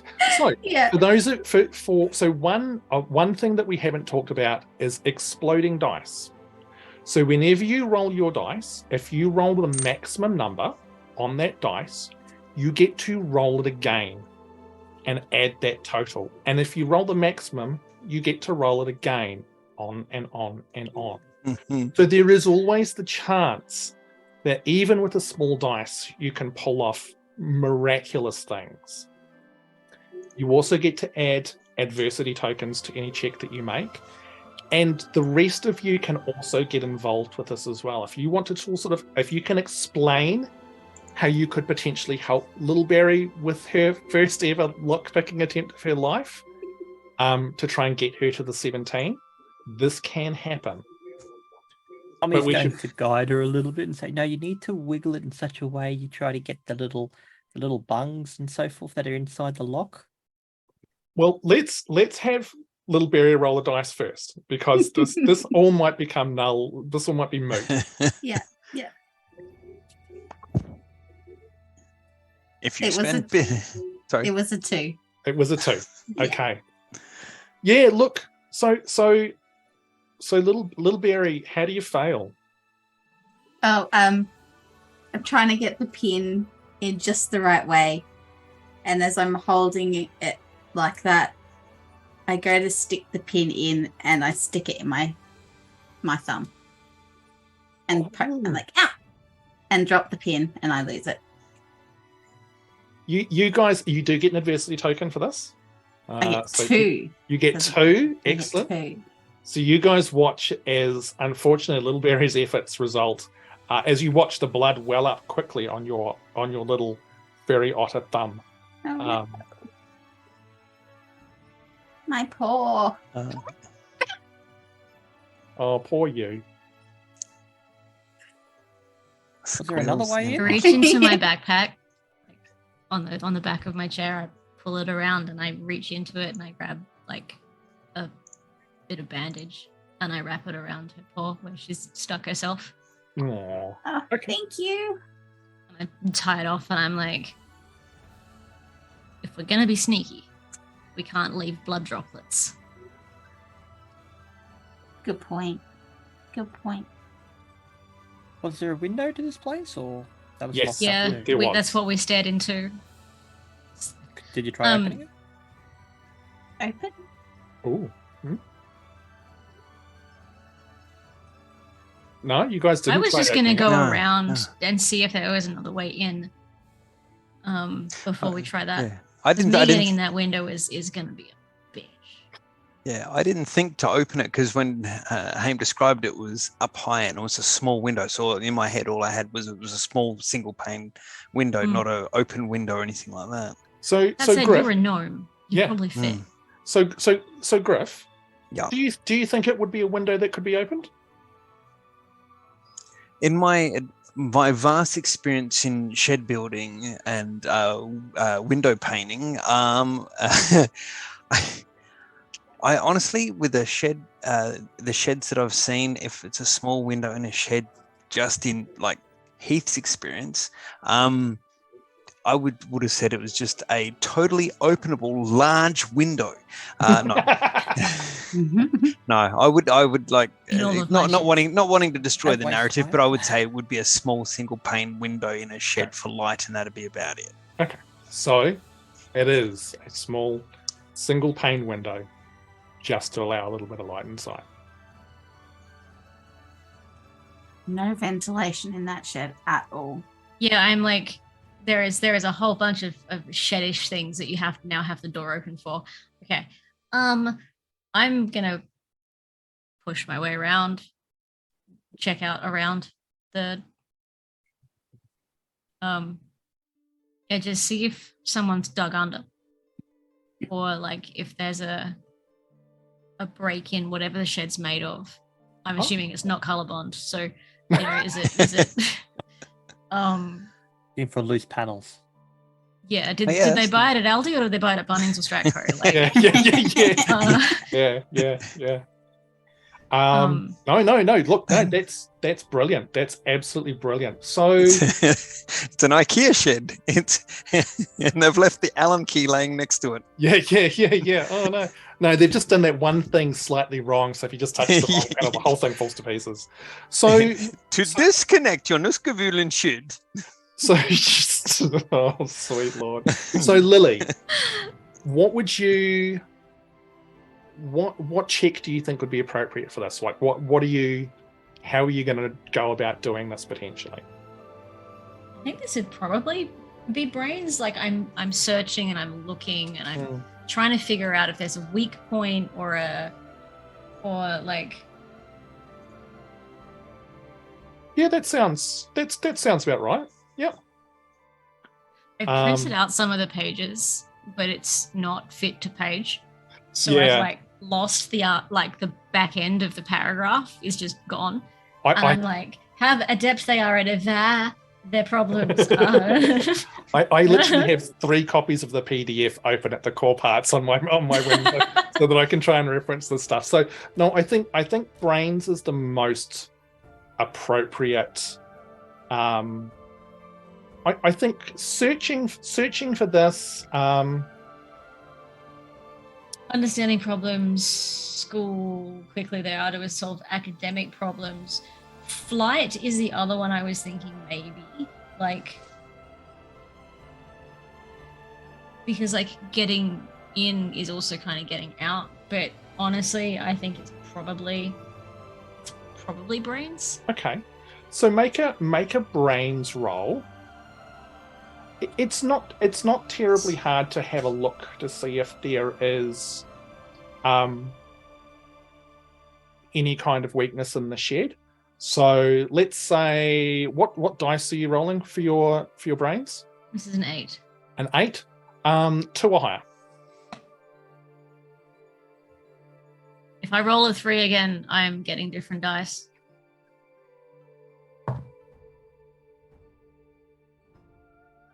I got an 8. Okay. Does it explode? Explosion. Yep. So, Yes. so roll it again. Yep. Roll it again. 6. 6. So 14. So you guys watch as Lily, explain how you go about searching. And I'm going to say that your search is successful. So what do you find? So I basically wheel my way around this shed and I'm reaching down and I'm like wiggling the panels of the sides of the shed and just checking whether there's like marks on the ground.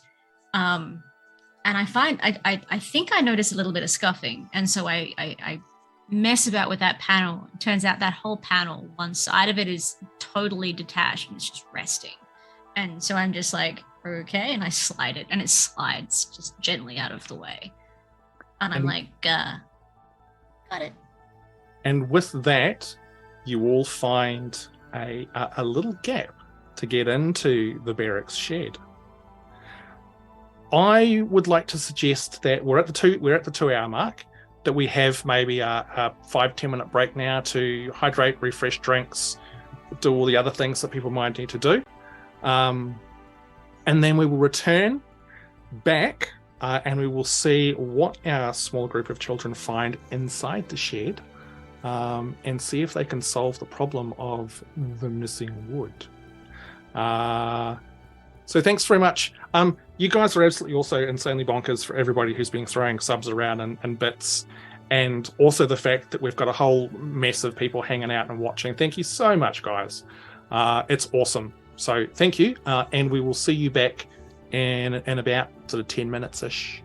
Saz is now going to work the Saz magic. I can see she's like so Wibbly happy. wobbly timey wimey. Yeah. She actually does a special dance as she does it. It's quite incredible. And she Can spins I- around, she goes, Yeah, no, it's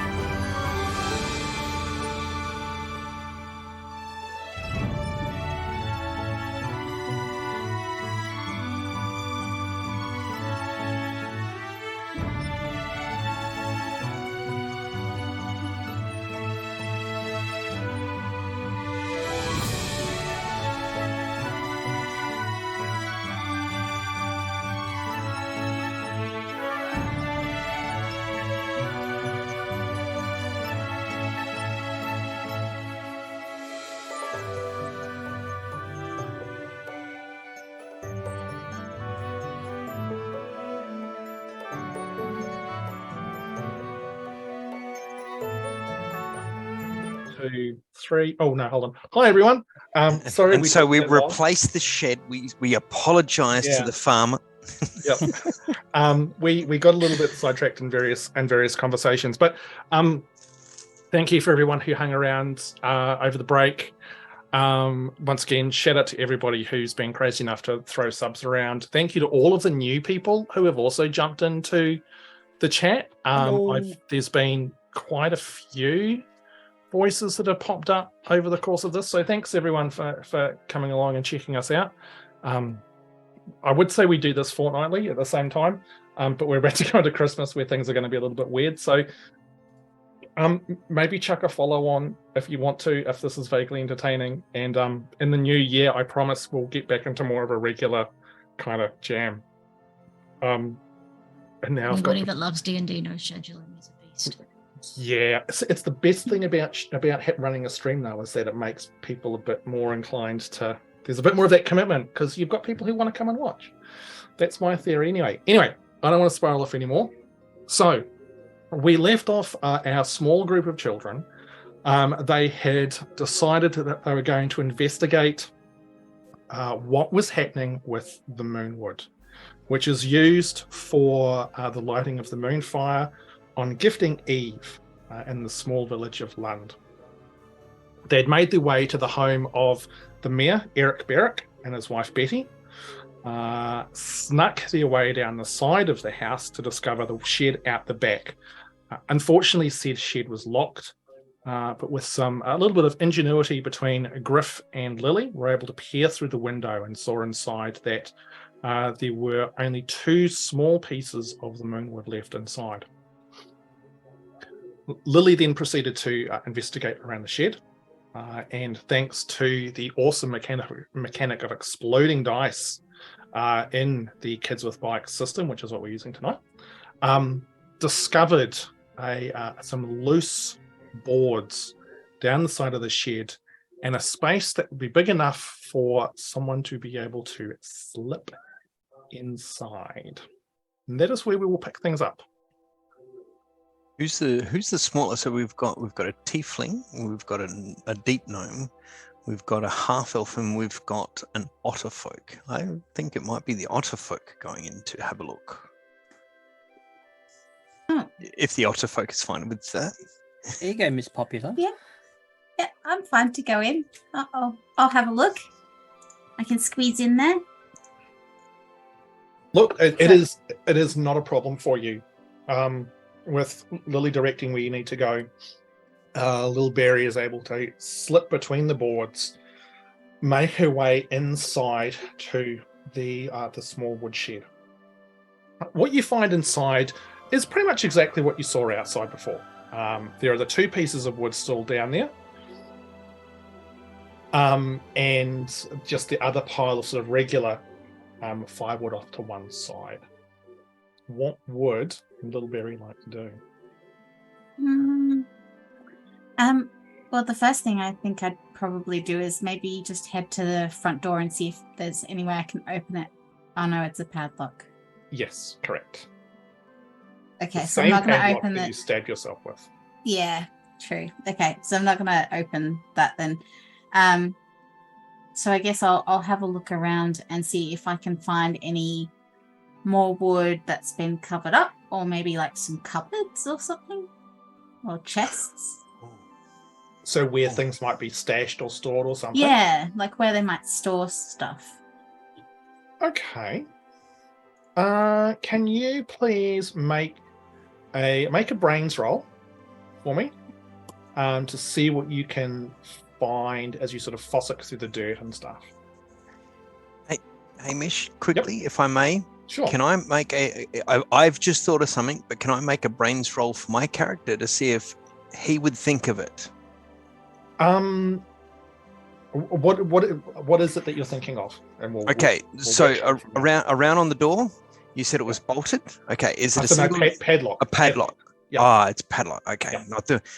I had an image in my head of a slide bolt with a padlock. Yeah. So if it was 2 doors and on the inside there was a peg holding it, if you undo that and push out, sometimes that bolt will slip out of the housing as the doors arc out. and I was going to have Griff look through the gap in the wall to see if there was a peg holding the 2 doors closed. Yeah, no, I mean, you could unpeg the hinges. So- Open it Do from the that other too. side. Can Could we do that fit? too. How many of us can actually fit through the gap that we've already found? So, Lil Berry could get through. Griff could get through. Tommy, Half elf. you think you probably could, but it might be a bit uncomfortable. But I mean, as in all things when it comes to these sorts of games, you know, you can always try. What's the worst that can happen? Oh, famous last words. Well, Tommy will try to sneak up, push his way through, I guess. Okay. Tommy, can you make a brawn check for me? Or you could do a brains check in regards to, like, you can either optimize the best way of getting through thinking about it logically, or you can just go screw that and try and freight train your way through. Through that freight train. Okay, all right.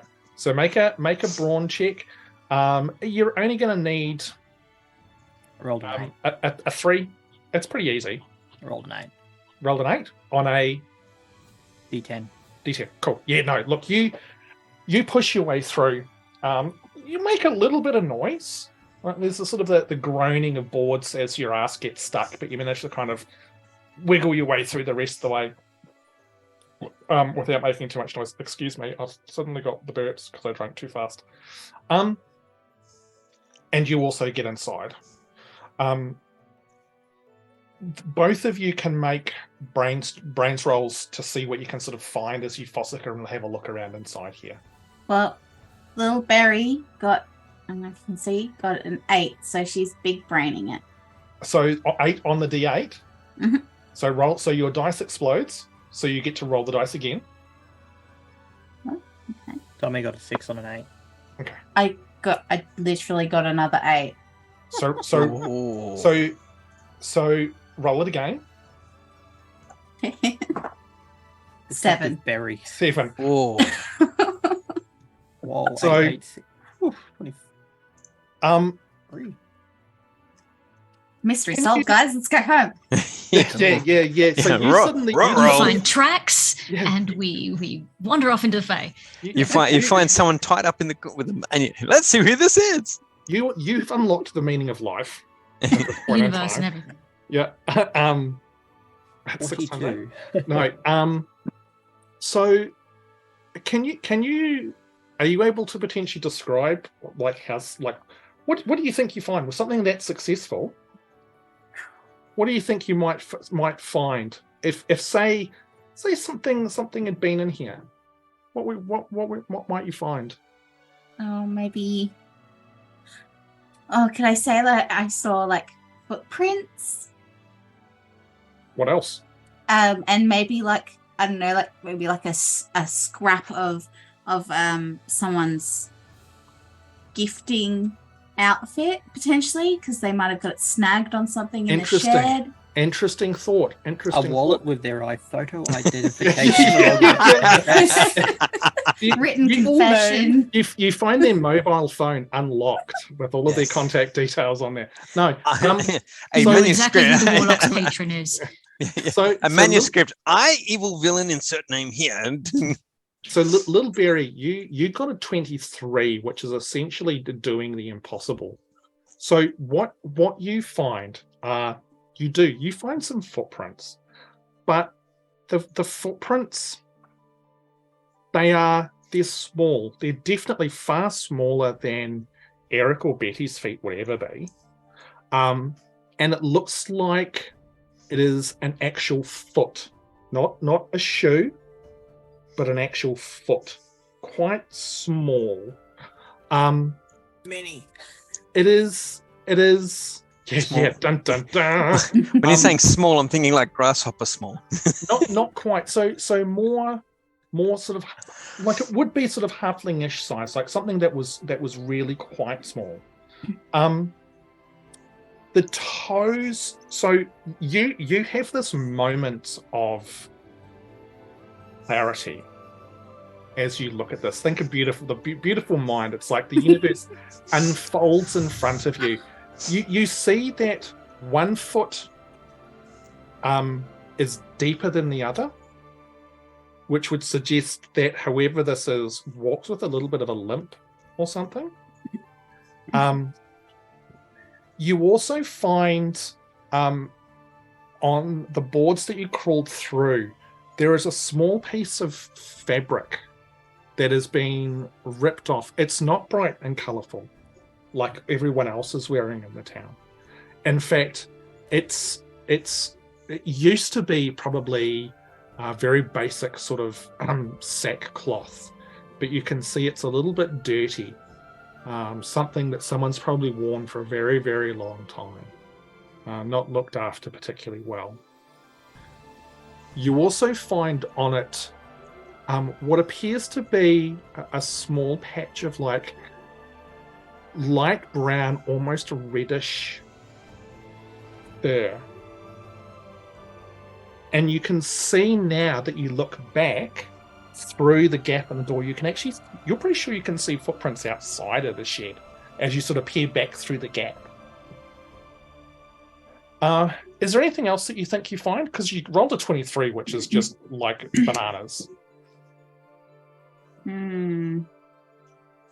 Would a 23 Cass's character know whether those footprints were there before we came through? Absolutely. Yeah, look, this is definitely from someone has been in here and taken stuff. Not just invisible in here now with us. Yeah, so there's footprints coming in, like which way are they pointed? So and then going to the corner where the wood is, and then going out. In fact, with that roll, it is so good. You notice that those footprints, there's sets a couple of times. Like whatever it is has been in here maybe a couple of times over the last few days. And there's nothing, have they dropped anything else that would kind of give us a hint? Nothing else that you can kind of see, but you definitively know that that there's more footprints outside. Okay. And they all seem to be the same type, like there's not more than one individual. Okay. And with that, the moment of clarity sort of drains away from you, and you feel slightly exhausted, as if that's the intellectual strain of having such a massive insight takes its toll on you. Big brain. Big brain. I can't find anything, Barrier. Yeah. So I'll point out to Tommy like where the footprints are, and I'll pick up the piece of fur as well and kind of just sort of twiddle it in my fingers and maybe give it a little bit of a sniff as well. And it smells terrible. It smells like terrible, like just really filthy. So whoever's taken the wood is super stinky. Tommy's just looking at you as if you've grown a third head, second head. He can't see any of it until you're pointing it out. He's like, "How'd you see that, Bear?" I eat lots of carrots. They make my eyes good. That's what Dad says anyway. Oh, I thought the parents were just joshing me. No, seems to be working. You mean find me carrots? What was that? What did you find? Well, I'll sort of go some halfway in and out of the shed. And I'll be like I'll point to where the footprints are, and I'll say, looks like someone has come in and taken the wood and left. And they've done it a few times. So maybe that's where the wood's going. But you can see the footprints. Look, they're right there. And they go that way. I think we should follow the footprints, guys. And I found this piece of fur, and it's stinky. So maybe we follow our noses as well. Is there anyone in this town that is like this color? Oh, the red hair or red fur? Yeah, it's fur. Brownish, light brownish red fur. Well, who's short in town with red hair? Who's that? But Who's it's that fur. kid? It's fur, not Fur. hair. Yeah, it's fur. If it's fur, not hair, then it's like because you would have fur because you're otter folk. Yes. You have some mischievous. But everyone else, I think we had described at the well earlier, were all Humanoid. skin rather than fur or feathers. So You would know that there is the only other person in town who's got fur is an elderly bugbear. And his fur is sort of a dark black, sort of light grey. And he has huge feet. Definitively wouldn't like, and it would be zero match to what you guys have found. And there's nobody else in town. Doesn't smell like the kid that had the mat of hair and he just happens to be like a werefolk or something. A were-halfling. A were-halfling with this hair that like then when he morphs like covers his body like a fur. So what would you guys like to do? Well, the footprints, were they? follow the tracks. Yeah, the footprints, were they like an actual foot, or were they more animalistic, like a paw or something? With Lil Berry pointing them out, you can see now actual feet. Like it looks like the toes have got a slightly weird spread to them. Sort of spread out just a little bit further than you might anticipate normally from a sort of a normal foot. But it's not like a hoof or anything like that. Or a cat's paw. It doesn't look like a cat's paw. No, nothing like that. There's no giant talons or anything. For a moment, I thought we were going to be chasing down kid version Larry or something. Anyway, let's not go there. Okay, cool. So what are you guys doing? Following the footsteps. Following the footprints. Okay. So with Lil Berry leading the way as being the most familiar and able to sort of easily see these footprints, you guys follow them as they lead out the back of the shed, down between the sort of small row of cottages, and you can see quite easily that it appears that whatever this is has used the houses as cover. It winds its way through the small village, around trees, until it gets to the outskirts of the town, heading north. North, it's generally rolling countryside, but you do know a few miles to the north is the Fae Fair. And it appears that these footprints are heading roughly in that direction.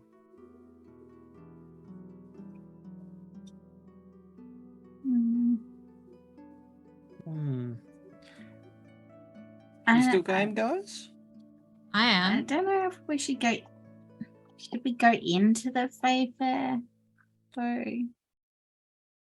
Well, you don't know if the footprints go all the way there. They're just heading in that direction, and it's still a few miles until you get to the forest itself. How about we keep going, and if we'll make the decision when we have to enter it. If we have to enter. Okay. All right. I think that's fair. Let's see how far we can go. Okay. So you follow the footprints as best you can. At this stage, it's nighttime proper, though. And as you make your way through the countryside, off the beaten track now, it becomes increasingly harder to sort of see where these tracks are going. What are you going to do to try and make sure you don't sort of lose sight of them?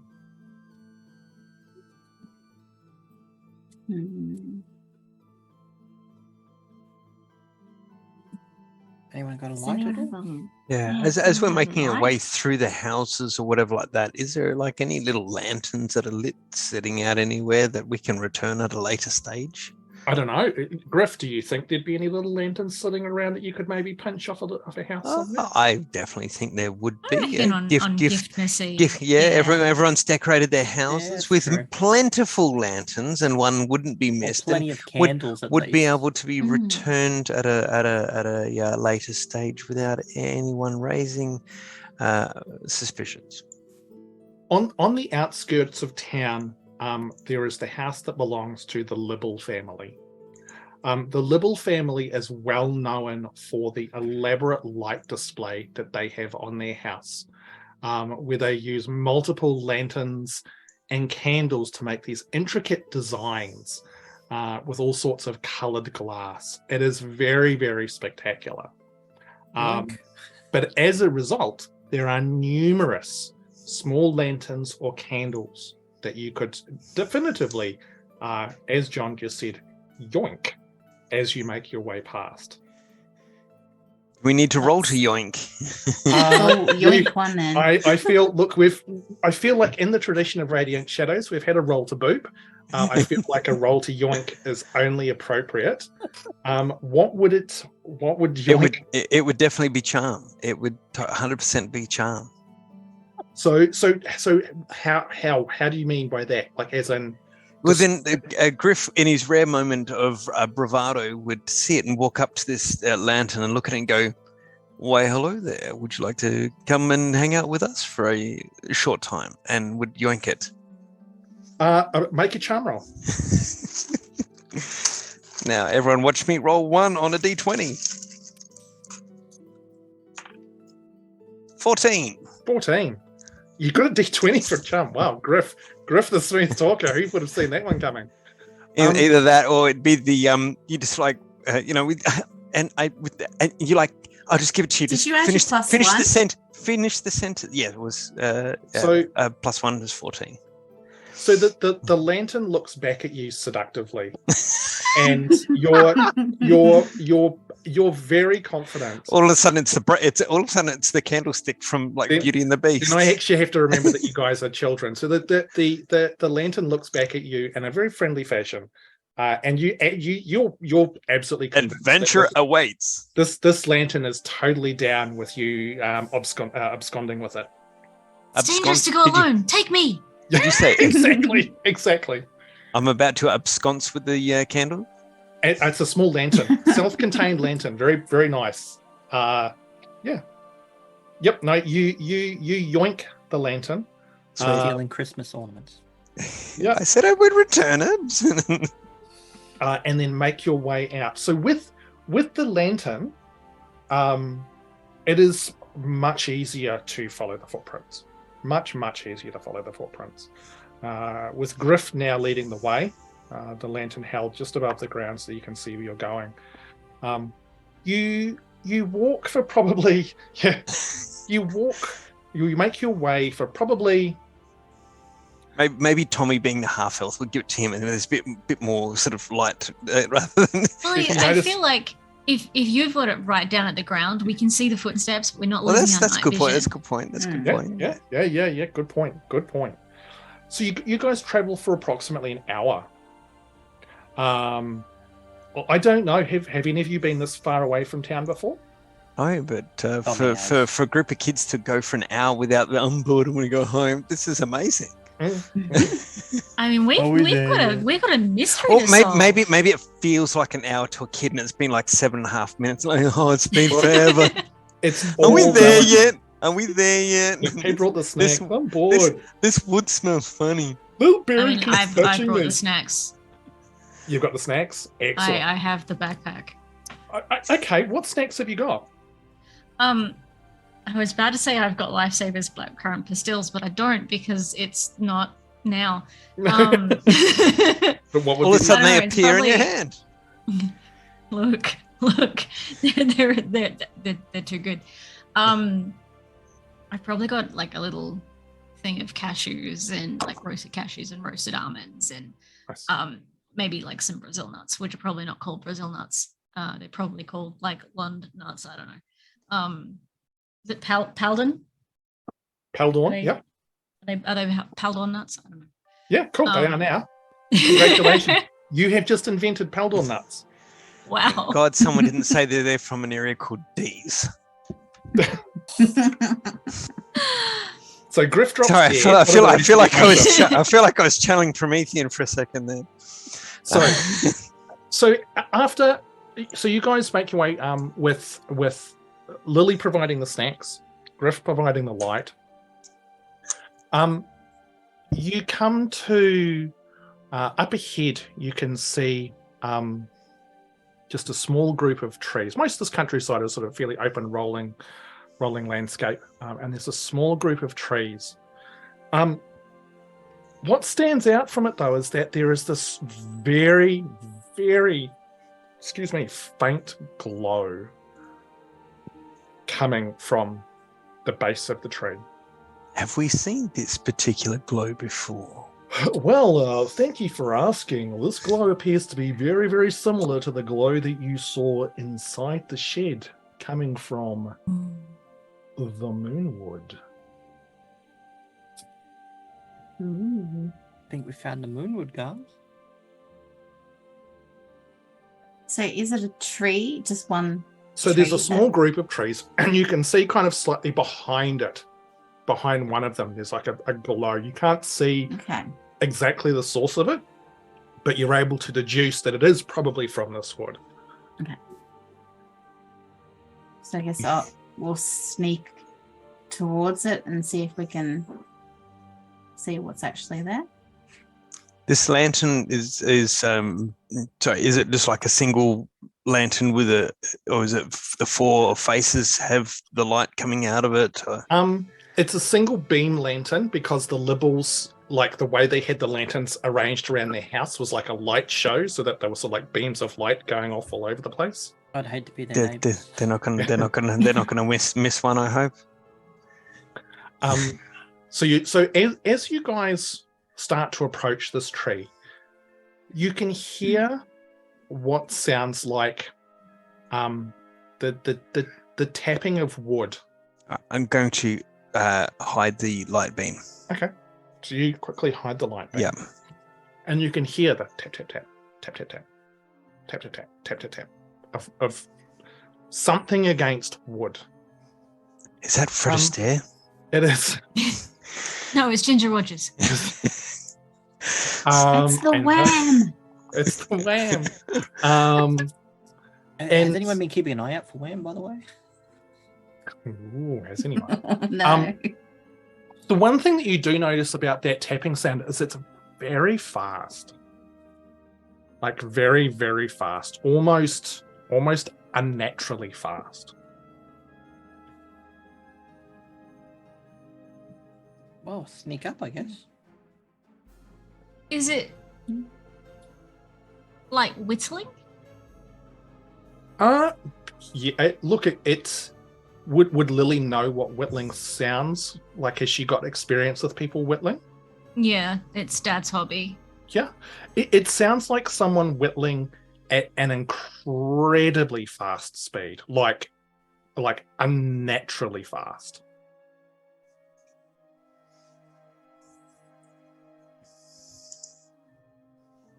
Kitty. Sorry, distracted. So you're all going to sneak up? Yeah, sure. Yep. Yeah. So what do you need for sneaking then? Yeah, good. So hang on, you said it's like a group of trees? Like, is it like a rounded thing? What if we split up and all come at it from a different angle so that whoever it is can't bolt? That could work. That sounds like a good plan. Someone's thought about this, yeah. Okay. Okay. Which direction are we coming from at the moment? South? Yeah, you're going south, heading north.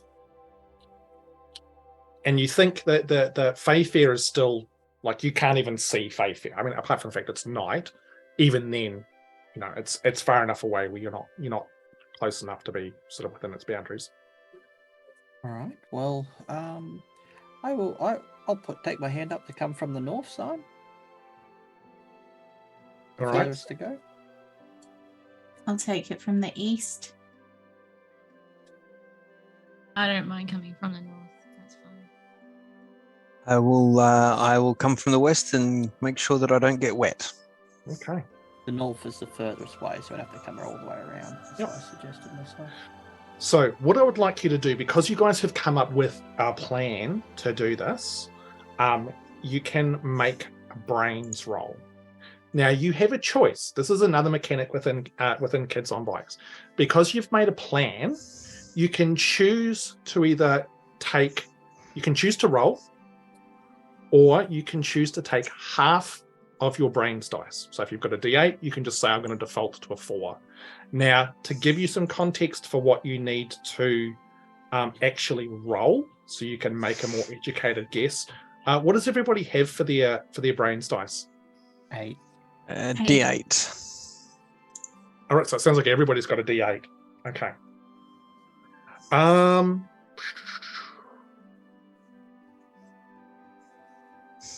Gonna say you need a 5. So each of you need to roll. As I said, you can either take your default 4, remembering that you've got your adversity tokens that you could potentially add to that if you want to. So each Or- of us needs to roll a 5. Each of you needs Yep. to roll a 5. Or we could take 4 and add one Add adversary. one of your adversity tokens to it as well. Yep. So it is no, up my to luck you. with dice. I'm going to use my adversity tokens and add the 4. Okay. Lily, what are you doing? I'm gonna roll. You're gonna roll. Okay. Little Berry, what are you doing? I want to roll as well. For Gr- curiosity, Yeah. when we were in the shed, when I was looking, Yep. was that a fail look? No, you would have seen That's seen okay. Just a double vague check. footprint. Yeah, just to get another token. No, that's cool. Griff, what are you doing? Stand still. Oh no! Oh, Oh no. no. Oh no! He's a standy. Oh no. Griff's gonna fake us out. That's a He's so great scared. that's a great freeze though. I need It to really Freeze frame. is. It really is. Freeze That's a frame. great one. yeah, where's Freeze my frame. print screen? So while we wait for God, that's brilliant. I need to oh, wrong button.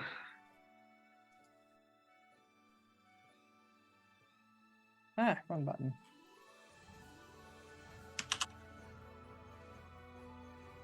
Okay. Oh, this is thrilling for everybody at home. While we wait for Heath. Oh no, catastrophic internet failure. That's okay. We'll give him. So you guys watch as Griff. Oh no, and that's going to completely break the. That's gonna break them overlays. It is. Yeah. It breaks those overlays. Now, no, I'm still gotta good. go. Oh, I'm Lily now. I'm Griff. I'm just trying to Yeah. work out which way the I'm hand Griff. goes.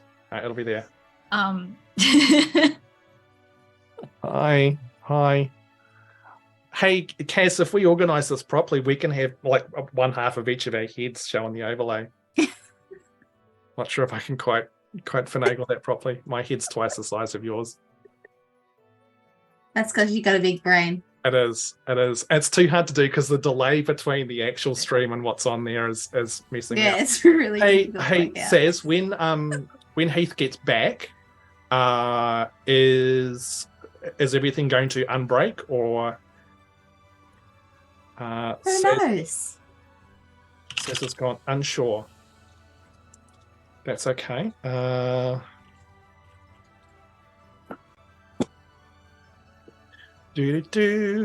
So we're going to kill some time while we wait for Heath to get back.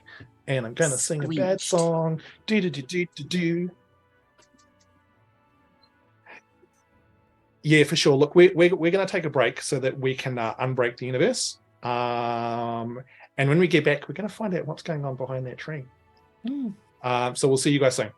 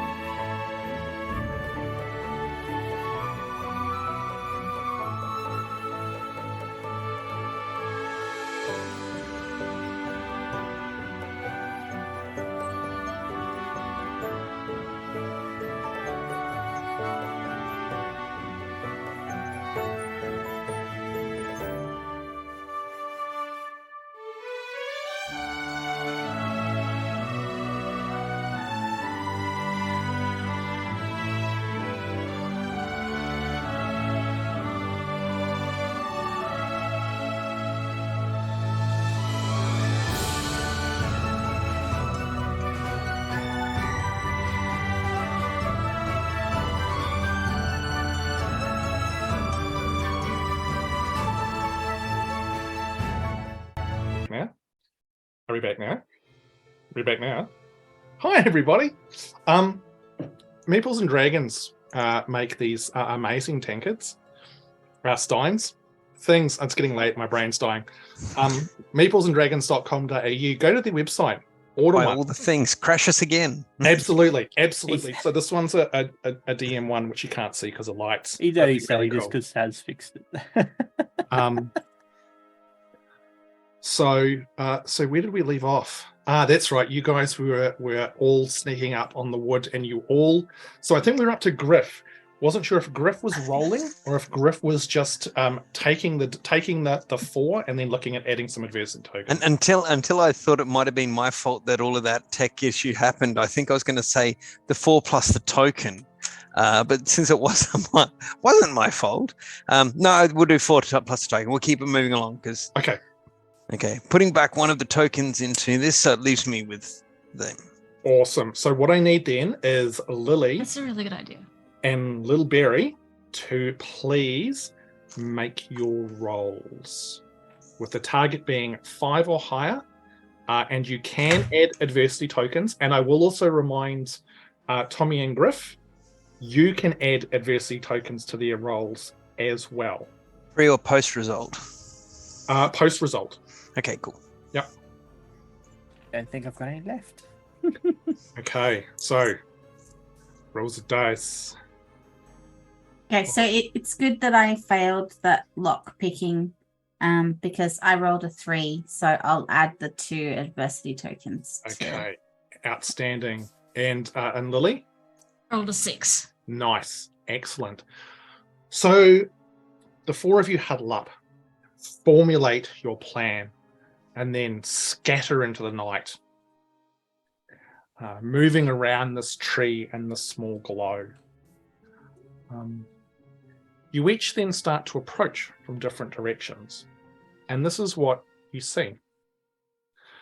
Sitting at the base of the tree, sort of huddled in amongst the roots, appears to be a small humanoid. Probably a little bit smaller than a halfling, but not too much. It's wearing a very simple tunic, which you can see now is very plain, dirty and torn, and appears to be a very similar material to what Lil Berry found in the shed. It's wearing some breeches, which end just below its knee, much like its tunic that's also sort of torn and disheveled. On top of its head, you can see a large floppy hat, kind of like a nightcap in some respects. It's sort of flopped down over one side. It's got a small pom-pom on the end of it. This thing is covered in light brown reddish fur, very short, but in the light glow from the moonwood that's sitting in front of it, you can see that the fur is a bit matted and unkempt. The features of this creature appear to be fairly humanoid. The nose is a little bit sort of flatter. The mouth, you can see what appears to be maybe sharp teeth, kind of hard to tell in the light. But it has 2 huge, almost owl-like green eyes. In its hand, you can see it's holding the remains of one of the small logs. And in the other hand, it appears to have a little whittle. You can see now that the hand with the whittle is moving at an unnatural speed as it's carving the small log into something. Sitting in front of it, on top of one of the roots of this tree, you can see 4 small statues, all which appear to be carved from wood. They're all little people, little figurines of people, in various poses, and even from this distance, there's something which looks vaguely sort of familiar about them.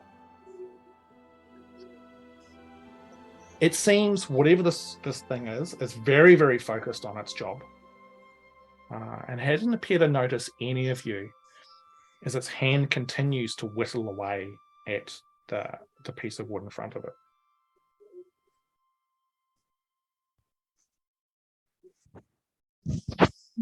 Didn't really discuss what we're going to do at this point.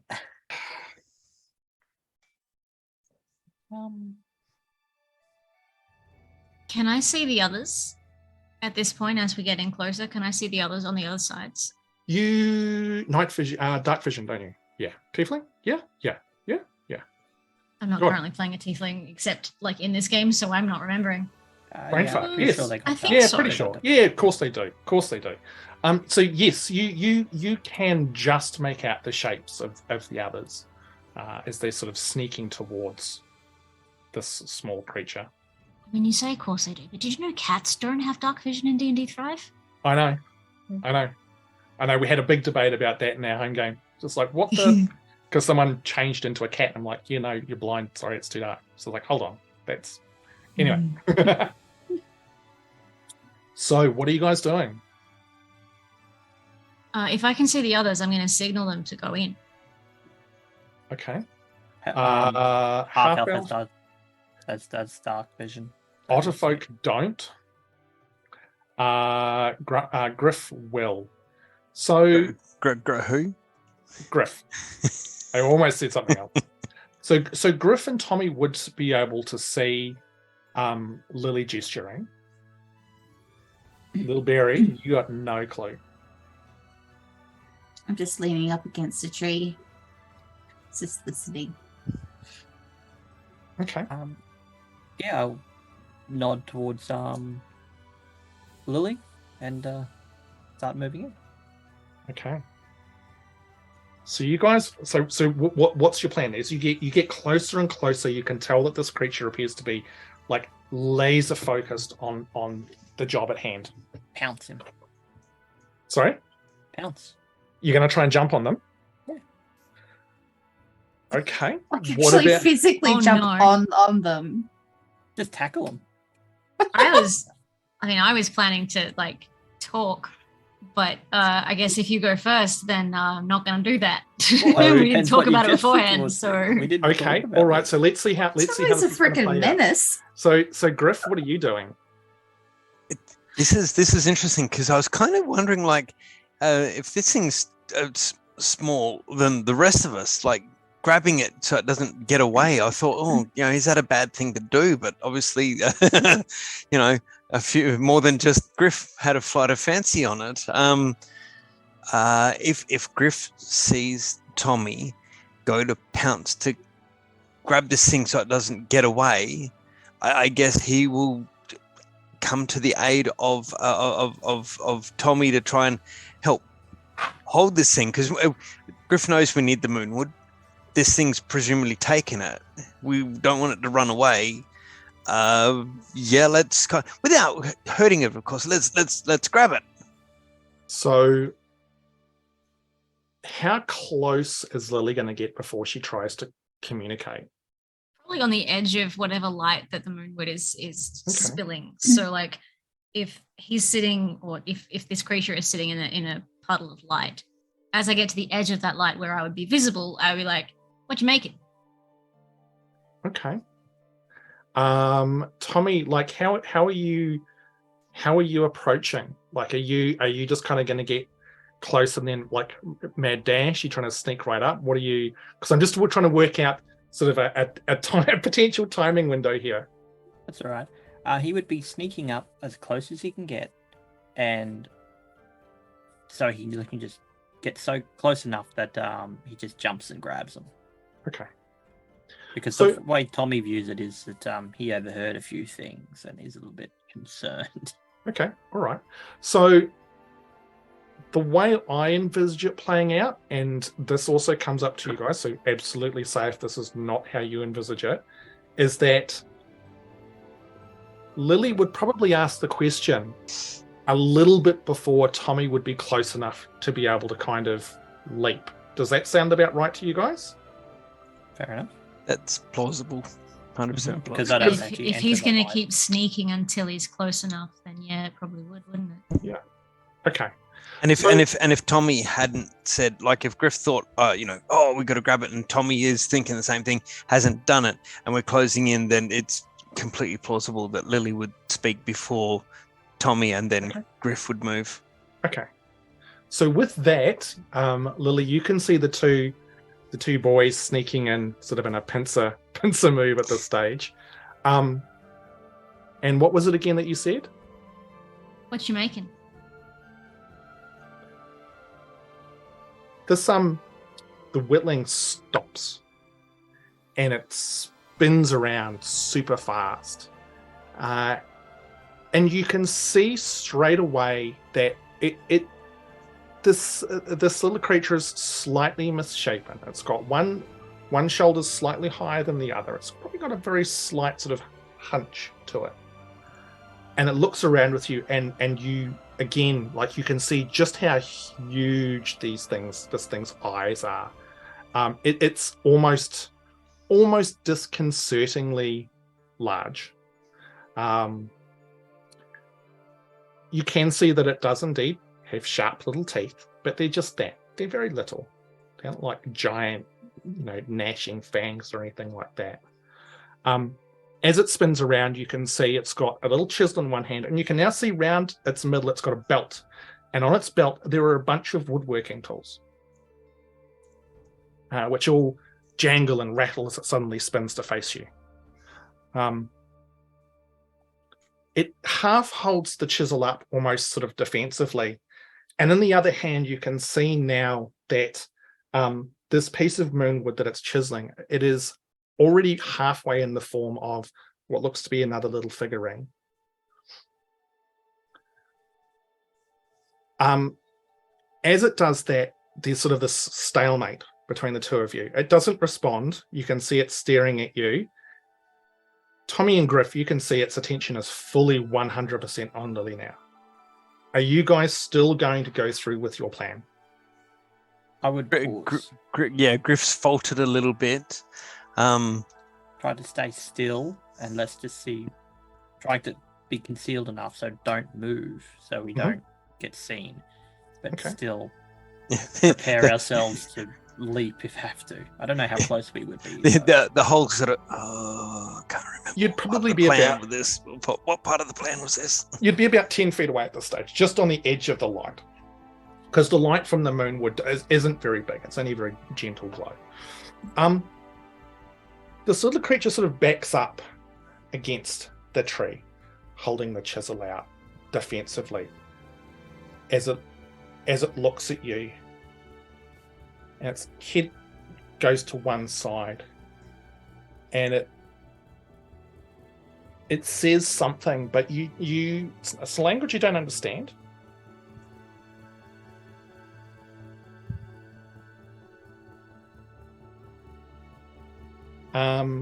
It's very obvious. It's very scared. I'm going to lean my elbows on my knees and do this. Like, just tilt my head to the side in curiosity. And by leaning on my elbows on my knees, I'm trying to look as... Like, I know that the boys are coming in from the other side, so I'm not stressed. But I want to show that I'm not a threat. Okay. I'm curious. So I'm Awesome. very much exuding curiosity, which goes with what my question was. What are you making?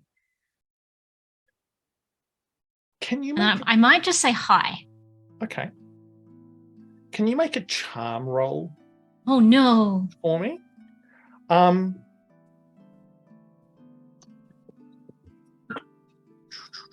gonna say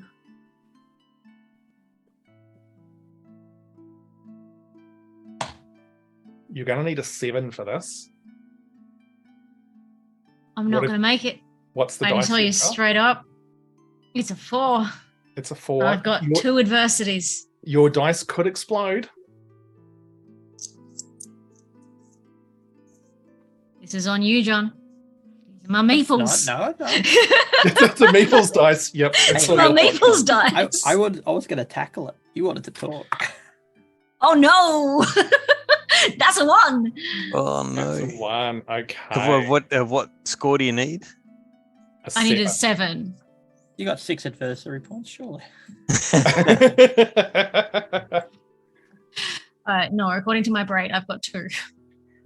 1 plus 2 is 3. Who's got any points we could cough up? I've got 2. I've got That was only during 4. planning. How on earth do you have 4? I started with 3. I've failed once. I get 2 for everyone with the easygoing feat. I've used 1, means I've got 4.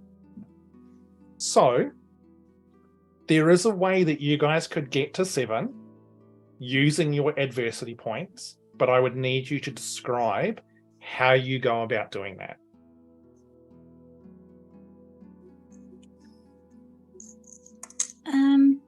So, well, You use because I one. can't see in the dark, I would have been like listening out for any noises and looking in that direction. So if I've seen that Lily's gone and stood in the light and I would be able to hear her talking. Yep. Would I be able to kind of also maybe start taking a step into the light and just being just like real cute and like waving? Yes, absolutely. So, all right. So you've got a 1 from the roll. Lily, are you using any of your adversity points here? I have 2 that I can use. So I might, if everybody's going in on this with me, I might use 1. Okay. So that I've got 1 up my sleeve. For sure. So that's going to get you to 2. Lil Berry, how many are you using? I'll throw in 2. Okay. So that's got you to 4. So you need 3 more. Griff. Wait, I'm charm. I have +1, so my roll was 2. Okay, cool. Okay, so you just need 2 Sorry, more I just saw then. that. No, that's totally cool. Okay, so Griff, how are you helping out in this situation? All right. So in that funny sidekick moment, I reckon Griff would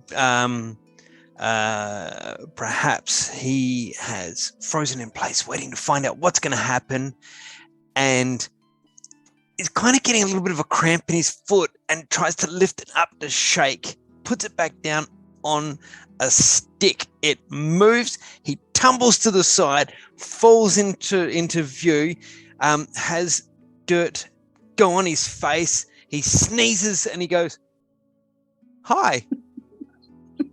That's amazing. I That's love that. absolutely brilliant. And there's your payment, Haim. There's 2 Awesome. adversary points. Absolutely. That is fantastic.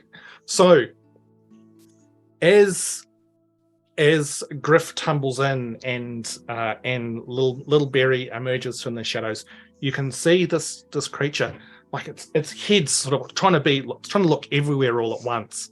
And as you sort of roll into on the dirt in front of it, Griff, the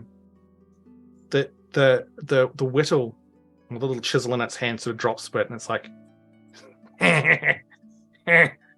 it points down at you and goes, says something, but again, you kind of don't know what it's saying. You don't understand the language.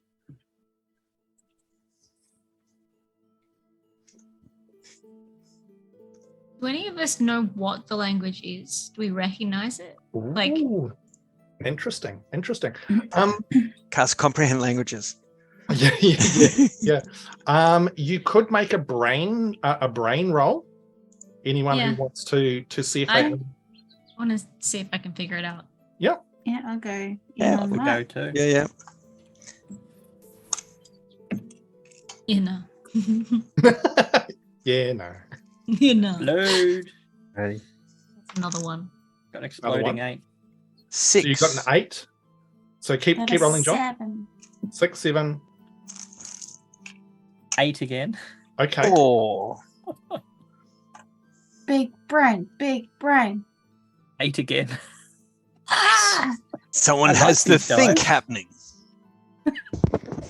Tommy Are they knows the perhaps language. are they And a perhaps Meeples and Dragons dice? Meeplesanddragons.com.au. Oh no. Go there and They're buy all the actually level things, up. Yeah. That's 8, So- 8, 24 plus which are 30. almost as good as Meeple and Dragons dice. 29. 29. Oh. So, Tommy, you know what? You were so caught up with everything that was going on with this. You were so laser focused on trying to jump this little thing that you've suddenly gone, okay, that's a Fey language. That's like Sylvan. Hold on, I know how to speak that. It's just pointed down at Griff and just gone funny. So I can actually speak Sylvan. Not great, because I feel like Tommy's probably not the best student on the face of the planet. No. It's that Simpsons moment where all of a sudden Bart realizes he can speak French. Yeah. Oh, parlez-vous français? Qu'est-ce que c'est? Je suis Yeah. Lamborghini. No, that's Italian. Hold on. Anyway, keep going. Antifreeze. Someone save me. Well, having realized that he does Broken understand reed. it, he will also step into the light and attempt to communicate by starting off by saying, "Hi, I'm Tommy," and then just around the gestures around to the others. This is Lily. This is Lil Berry, and this is Griff. What's your name? This little creature sort of looks around at you. Points at someone, goes, Greeble Stitch.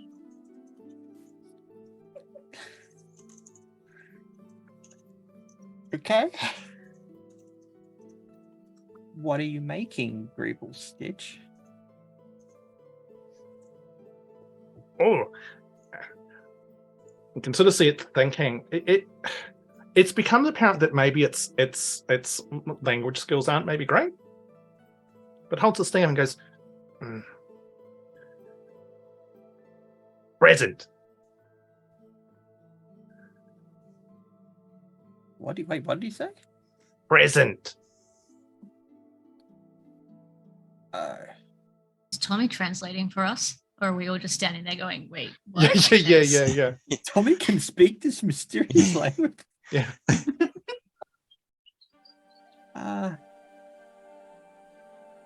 He's making presents, guys. For who? Tommy's become the interpreter. For who are they for? And he points at you, and then sort of each of you in turn, and he's like, and sort of gestures sort of like small. It's like,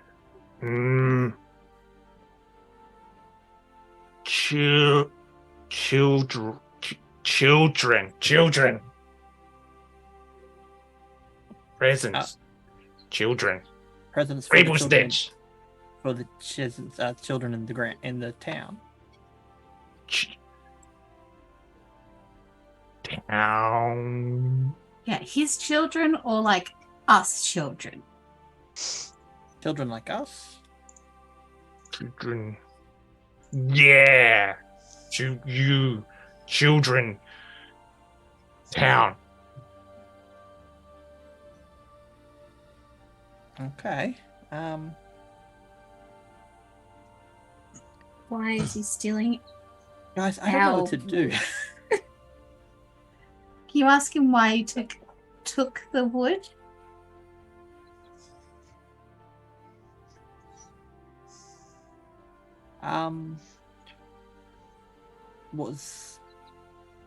Well, thank you for making presents, but where'd you get the? Why did you pick that wood?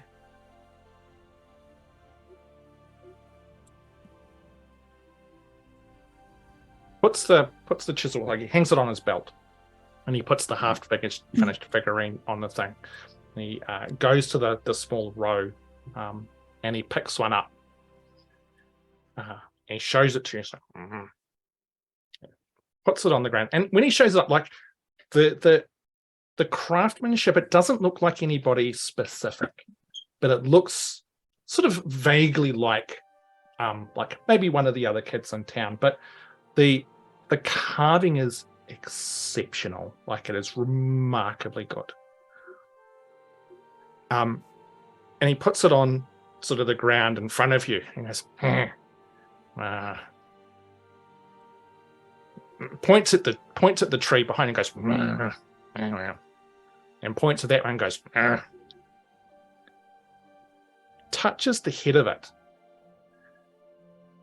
And the small figurine starts to dance. And with that also comes just a very quiet, serene music that the small, now animated wooden figurine starts to dance to. He's like, yes.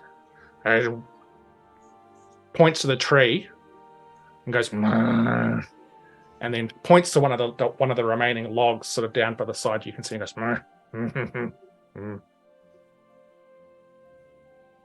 and then he pretends to dance. He's like,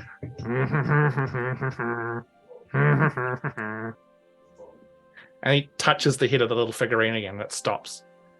And he goes, present. What? This is really cool. It's so much better than Moonfire. It's very cool, but I'm still getting a very slight Stephen King vibe. John's Griff thinks it's cool, but he's not totally sold. He's heard too many stories from uncles and other traders and stuff. He's like very wary. Is there a figurine of Sue? A figurine of who, sorry? Of the missing child, Sue? Sue? Or was it Sally? Yes. No, it was Susie. Was Susie? Sally lost her pickles. That's right. Little Susie went into the Fae Fair and never came back. Yes, I am taking notes. I know it's a one shot. I am that person. I'm mad respect. Lots of notes. Sally and her damn pickles. How important is the wood to the town? Like, are they're just supposed to burn some off, or from what you know, like it's a big part of the festival. None of you were aware of any sort of significant consequence if the wood is not used. Like, you know that the acquiring of the wood, you know, was involved with deals with the Fae and the like. But you're not aware of anything that's bad or terrible that happens if it's not burnt. It's quite spectacular when it burns. You are aware of that. So it could be just as simple as you know, the event is just not as spectacular. But I did overhear the mayor talking about ruin. Hmm. Or ruined, as in the fire's ruined. You don't know. Okay, well, what's his name again? Bandersnatch? Greeble Snatch. Greeble Stitch? I don't know where I pulled that from. Bandersnatch. You can't actually write down. How do you spell Greeble Stitch? GreeBlesnitch. I got all the girls laughing their heads off. Yeah. Isn't Bandersnatch that English actor that everyone likes? Bandersnatch, wasn't that also a horror movie on Netflix at one stage or something? Possibly. Google. Yeah, he played Doctor Strange. Yeah. He played Doctor Strange. Did the voice of Smaug. I'm pretty sure of it. Yeah, that's right. Mirror episode. Bandersnatch. Bandersnatch. That's the one. I didn't even pick up on that. Bandersnatch cover bum. That's him. Yeah. Oh. Well, I guess I'll say to Greeble Stitch, well, thank you very much for the presents. But that wood wasn't yours.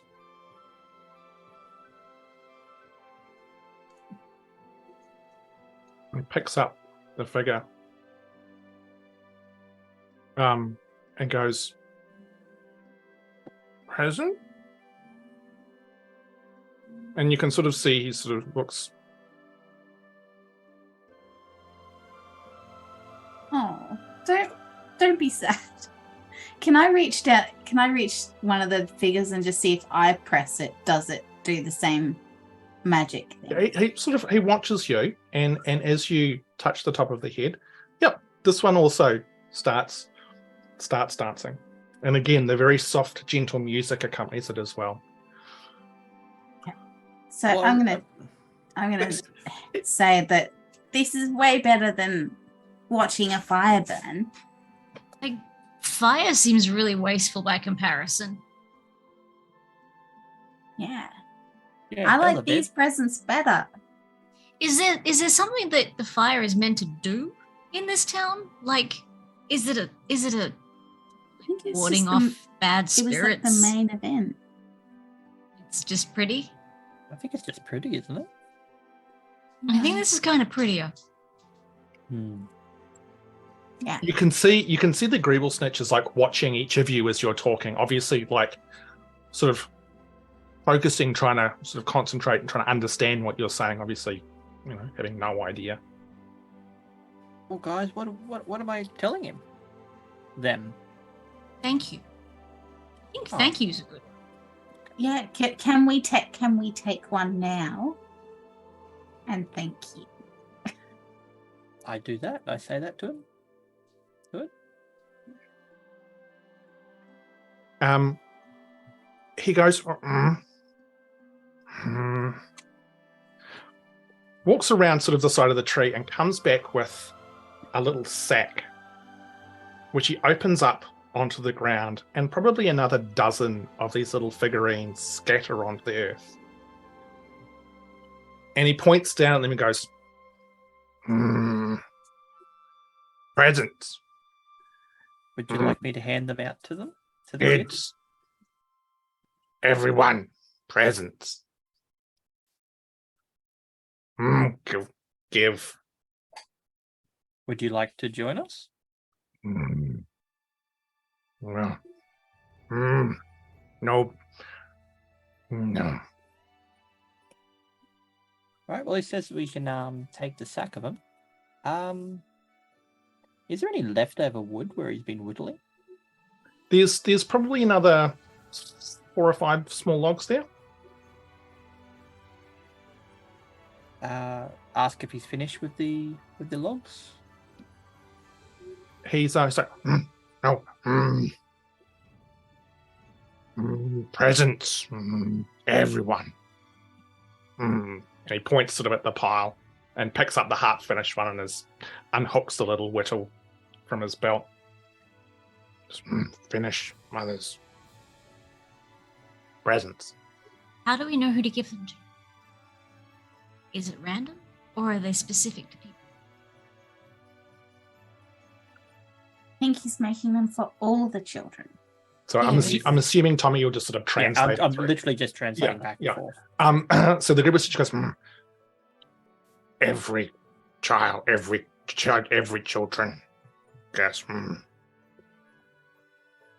But, like, is it this one goes to that kid, not that kid? Or is it just pick it up random, give one to each? Give one each. Oh. So we're not going to come through the thing and find that there's one of these toys that he's made is like a tiefling in a wheelchair or something. It's not each one looks ish to one of the kids in the town. Yeah, look, it is looks like most of them are an approximation.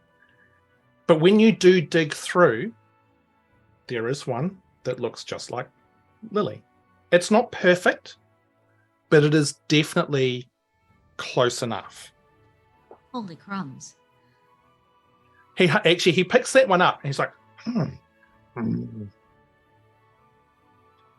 sort of holds it out to you. Weren't we supposed to be giving gifts at midnight or something tonight? So tomorrow is the actual day, gifting day, and that is when presents are generally exchanged. Lily's crying. You see the Gribblesnitch sort of frowns. It's like, and looks across at Tommy and goes, points at Lily and goes, sad. And you can see, like, he looks really sort of downcast. Present? It's like, and he sort of, like, he goes over to you, Lily, and sort of carefully takes it off you, holds it to his little chest, and then gives it back. He's like, and smiles. Present. Thank you. You can see he's like, and he's still crying or smiling or both. She's both. She's smiling, but Yeah. there are tears going down her face. This is the kindest thing anyone's done for her. She's never stayed anywhere long enough to make those sort of connections that would have such a deep and meaningful. Like, she feels like she's made an impact on this creature despite never having met him before. You can see it goes through a variety of emotions. You can see it sort of trying to work out, obviously confused. There's the smile, but there's the tears. And it's sort of... And she's quite clearly absolutely cuddling and protecting this thing. Yeah. So... And you can see it's sort of smiling back at you now, but still just a little bit... and still a little bit uncertain. And it kind of goes back to the pile and shuffles through and pulls out another one. It pulls out actually 3 more and goes to the other 3 of you and goes, present. And offers you them each. They're all roughly sort of similar-ish to you. But yeah. Well, Tommy, thanks. Well, thank you. Gribble Stitch? Greeble snitch. Greeble. Snitch. Greeble snitch. The irony that the only person that can understand him Yeah, kind of. cannot get his name right. Greeble snitch. Hey, Mr. G. Roll for initiative as he tries to bite your face off. So hang on, Larry Masu, Greeble, Yeah. Gary. Oh, fuck. Hey, who had that on their bingo card? Well, I guess we get to hand them out to all the kids, don't we? We can hand them out for you if you like. He looks at the pile and then he sort of looks at you and goes, but Secret? secret. Surprise. Present. Okay. Wants to make them surprised. Oh my god, this is a Santa myth. Let's go break into some houses. Yeah. Break into each house. Well, we do have a lantern This is to return. Lily. This is Lily. So what? We break into everybody's house and exchange the pickle for a statue? We do now, apparently.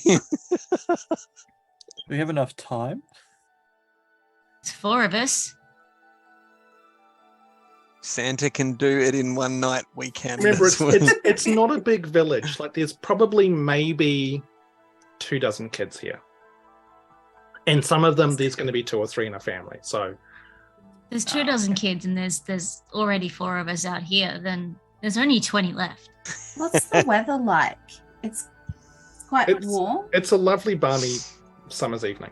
Oh, they're going to have the windows open. People have their windows open, so at worst we can just pick them throw through it in. people's windows. It's a southern hemisphere giftmas. Yeah, let's go Let's go, deliver these. guys. Yep. Can I trade a flower, like a particularly nice flower that I've got on my hat? Can I pull the pin out and stick it in the flower and give it to Greeble Snitch as well? look, I mean, you hold it out to him, and looks confused. I'll just say present. Tommy, what's the word for present? What's the Sylvan word for present? Sweet. Sorry. That's a massive word. Damn. Yeah. Sylvan's weird, but the guys. thing you realise is Hamish now has to use that word each and every time. The actual translation of that is here is something that I give you in which it forms a bond of friendship for eternity. That's That's commitment. That's, So hang on, that's present and the two fine. people form the bond, or the present forms. Who knows? Are these homunculus? Is Oh he my telling God. us So, they're soul jars? so Lil Berry, you offer out this flower and say present using the word that Tommy just butchered.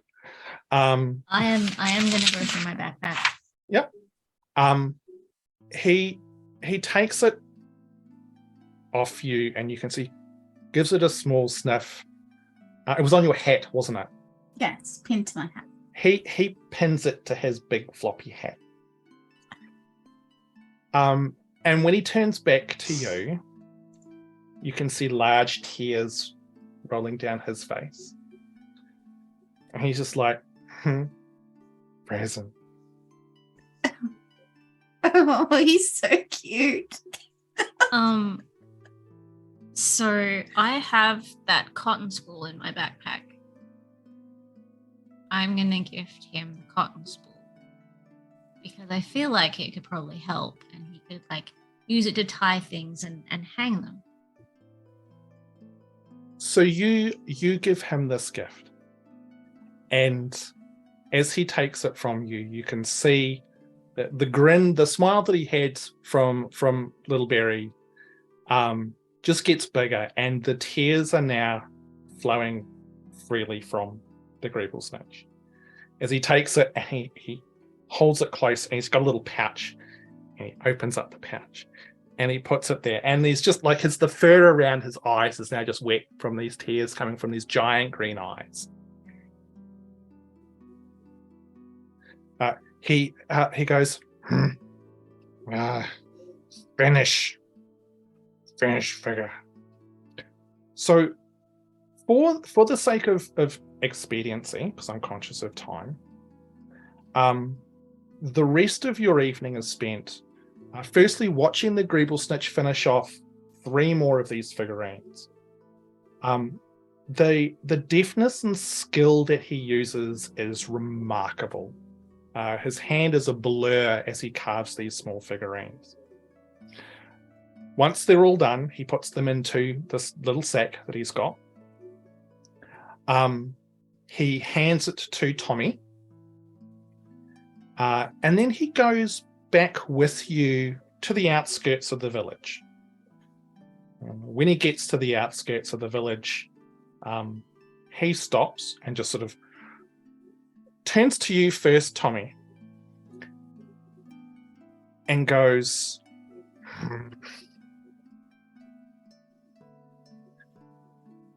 points up at the sky like at the moon, and then kind of gestures as if the moon's moving across the sky. Goes,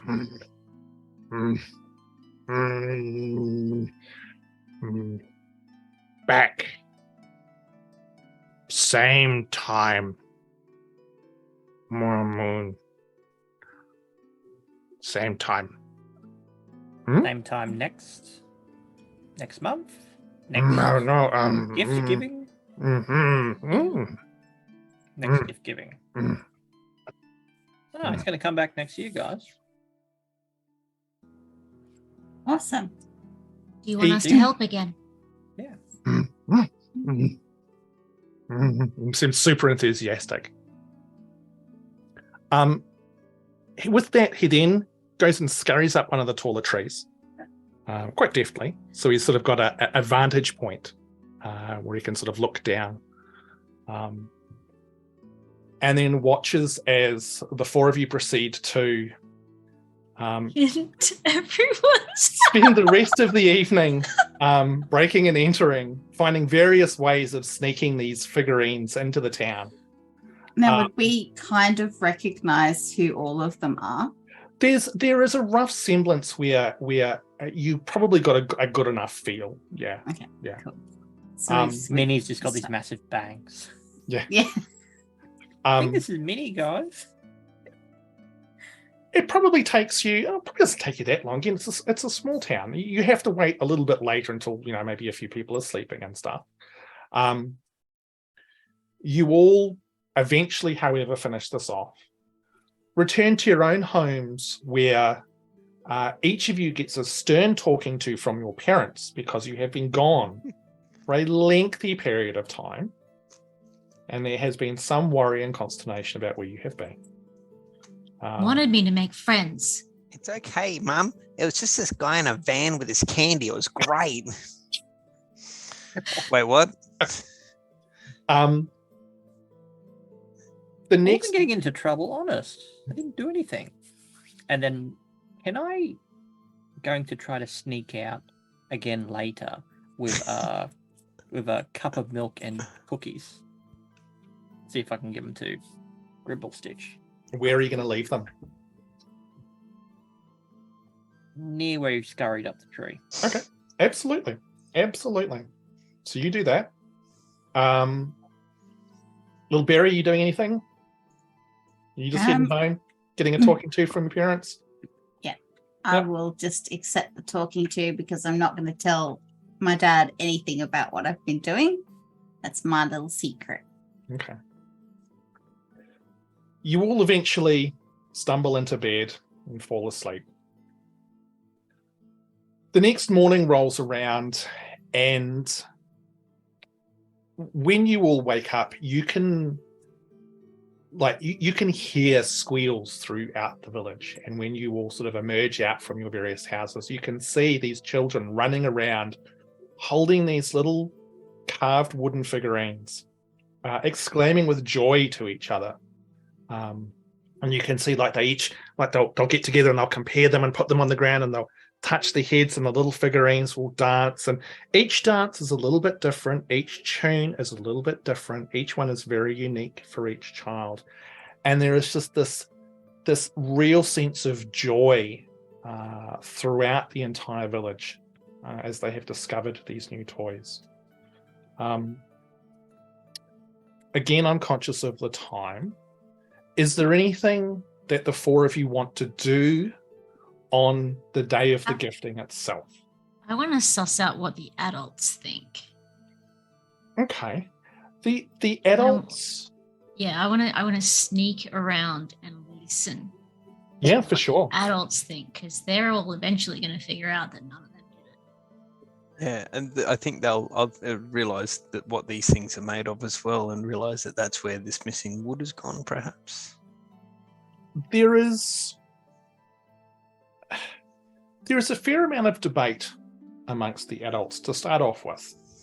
Neighbours going together and saying, "Oh, my little Jipper got, one of these strange figurines. Did Minnie get one as well?" Yeah, no, Minnie got one as well. But I mean, they seem to be harmless, and the kids absolutely love them. I don't know where they came from, or I don't know. I mean, this is all very strange, and word gets around town that Mayor Eric Berrick is head up about the whole situation, and he's got no idea what's going on. He seems a little bit initially sort of frustrated because this was the wood that was used for the Moonfire. But as the day progresses, you all get a sense throughout the village that the parents are kind of okay because the kids are just so incredibly happy with this strange new gift that they've been provided with. And when nighttime rolls around, the village congregates for the Moonfire. There is a decided lack of the wood. There is, only about half as much as there should be. But when the mayor lights the fire, it seems to burn brighter considering that there is significantly less wood. And there is a little bit more warmth coming off it. And even though the fact that it's the middle of summer, it's not uncomfortable. There's something almost soothing about it. The night progresses, and everybody seems to be very, very content with the overall outcome.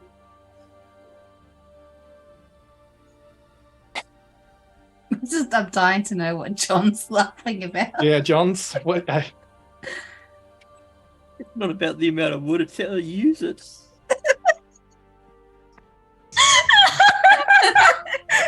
There's always one. Saz, can you just throw something at him? Like a house? No, not that axe, the big one. So, skipping forward a whole year, it is Gifting Eve again. However, on the morning of Gifting Eve, when the four of you wake up, you find on your bedside table, on the shelf beside you, a small carved figurine made from the moonwood.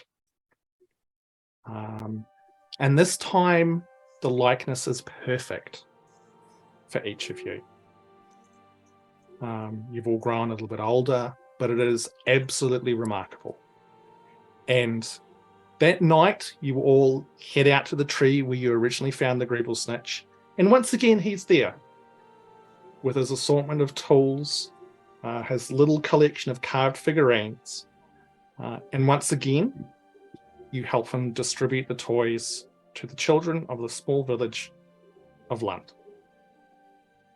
And that is where we will end for this evening.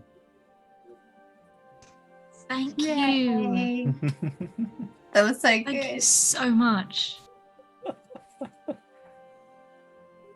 Oh wow. Cool. That's Well done. that's been absolutely fabulous. Thank you. No, my pleasure. Thank you guys for taking part in my shenanigans. This close to tackling Santa. I know.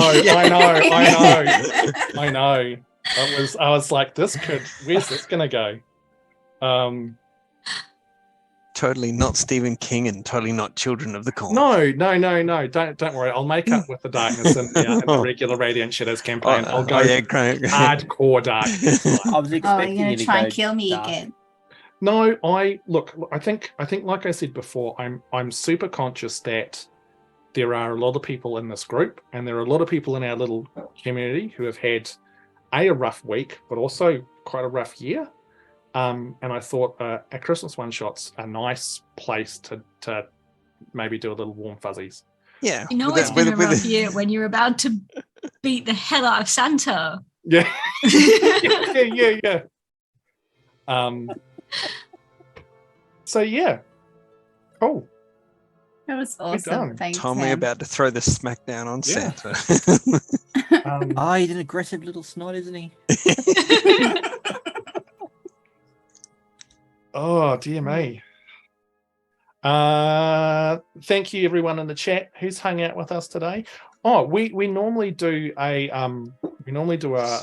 go around of everyone's, it's sort of a bit of a decompress of everyone's sort of favorite part of the session tonight. So who wants to kick us off? I've got two favorite parts. Okay. One, You almost killing the Greeble Snitch? oh well, actually no, it was No, actually first three one- parts now. There's two. First one was the actual still frame that we now have of Heath, but he disconnected. No, you were actually going on. I don't know. I think someone sent it in chat there. Yeah. We've got a record of that now. But the other one Red was- sent. Yeah. The other one was the actual flip. Like, it's always interesting when you play a character, you go in expecting one thing and you go in expecting to do something, and then have the whole thing just flip over on you. And with Tommy ready to basically pounce this creature who's stolen something, or that's what his mind frame was. And then all of a sudden we're talking to it, and he's the mouthpiece. He's just like, it really flips completely Would have been- unexpected and then very enjoyable. Would have been very different if you hadn't have rolled like 936. I on your- cannot on your believe brain that check. happened. Cannot believe that happened. I just kept rolling them. So But that it worked out. It worked out narratively beautiful. Beautifully. That was brilliant. Cass, how about you?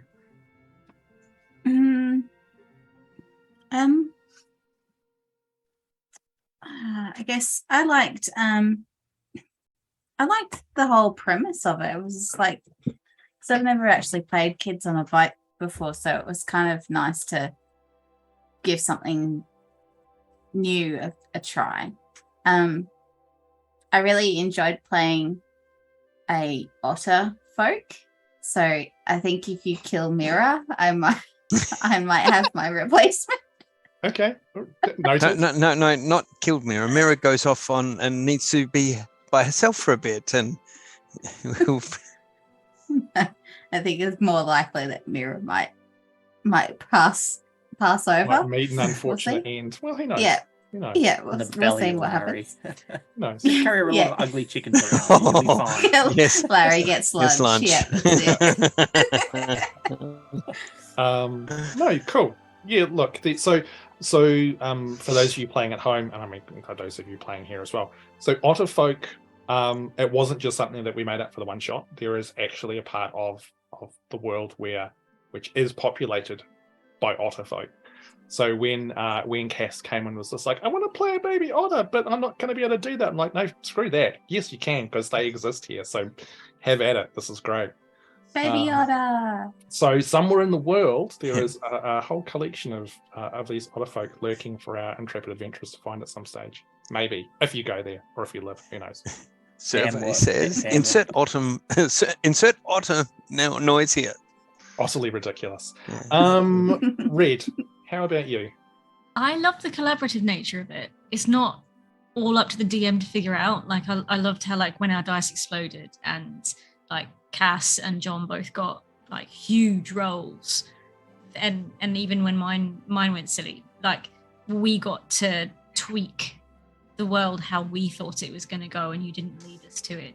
And it felt really different, really cool. And I love how we all got along. That was one of the things. Like I've never played with you guys before. Yeah. And yeah, it's been an absolute pleasure. Awesome. Outstanding. That goes both ways. It's like you were just part of the furniture in the best possible way. I mean, I brought my own chair. Well, look, there you go. Exactly. And what about you, Heath? I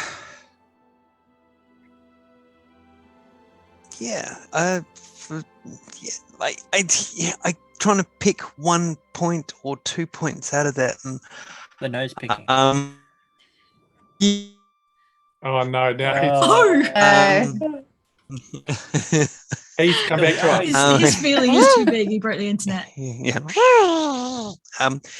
I can do that without Kate being here. Don't listen, Kate. Sorry. No, I think the dynamic of the group was great.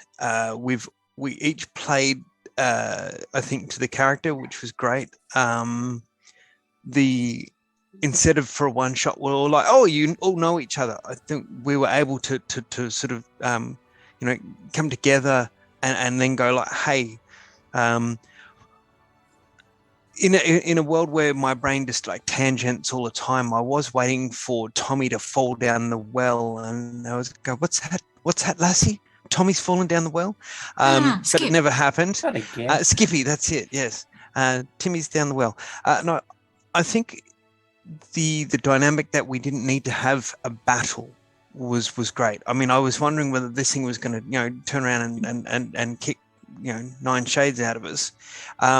But it didn't happen that way. And to have an unlikely character be the linchpin of that being Tommy. Not saying that, you know, no one person is the leader of the group, but unexpectedly, because Lily started the conversation, that it was Tommy that was able to facilitate. I'm like, this is cool. I mean, the dark part of my mind was still waiting for the Stephen King Children of the Corn thing to kick in. But when it became evident that it wasn't going to be that, and it wasn't all of a sudden these things were homunculus or soul jars, and you find yourself drawn into the wood and you can't do anything now. That did, like, now I after watching so many movies, especially as a kid myself, I wait for those little plot twists, and it wasn't bad not to have it. It was quite a great thing not to have it. It was quite welcome. Are we all that jaded? You know, we always I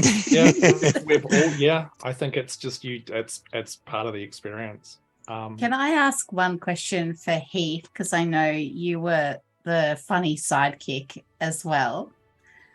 So I just want to know, because there's a thing that says that you have a gross bodily trick. Ah, yes. Now, this wasn't the nose picking thing. That was an incidental. I actually had it and I was still trying to figure out which one it would be. That was just a little grubby, gross funny sidekick kid thing.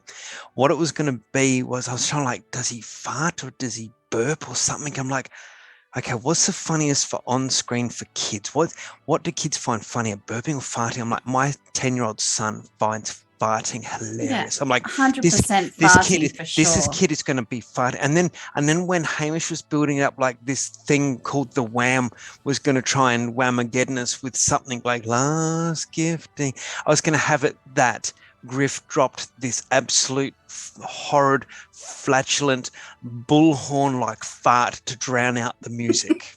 That was my secret weapon that I was sitting perfect. on. And I was sitting on that, literally, pun intended. I was sitting on that waiting for that to happen, that Griff was going to turn around and it'll be a rectal reveille on the backdoor bugle.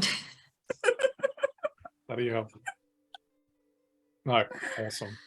Because let's face it, who hasn't had an adult come up to him as a kid go, pull my finger? Yeah. Oh, farts are always funny. But anyway, Mm-hmm. look, I really appreciate how much all of you jumped on board with the whole, you tell me how this thing is working. You tell me what you find. You tell me what this thing is.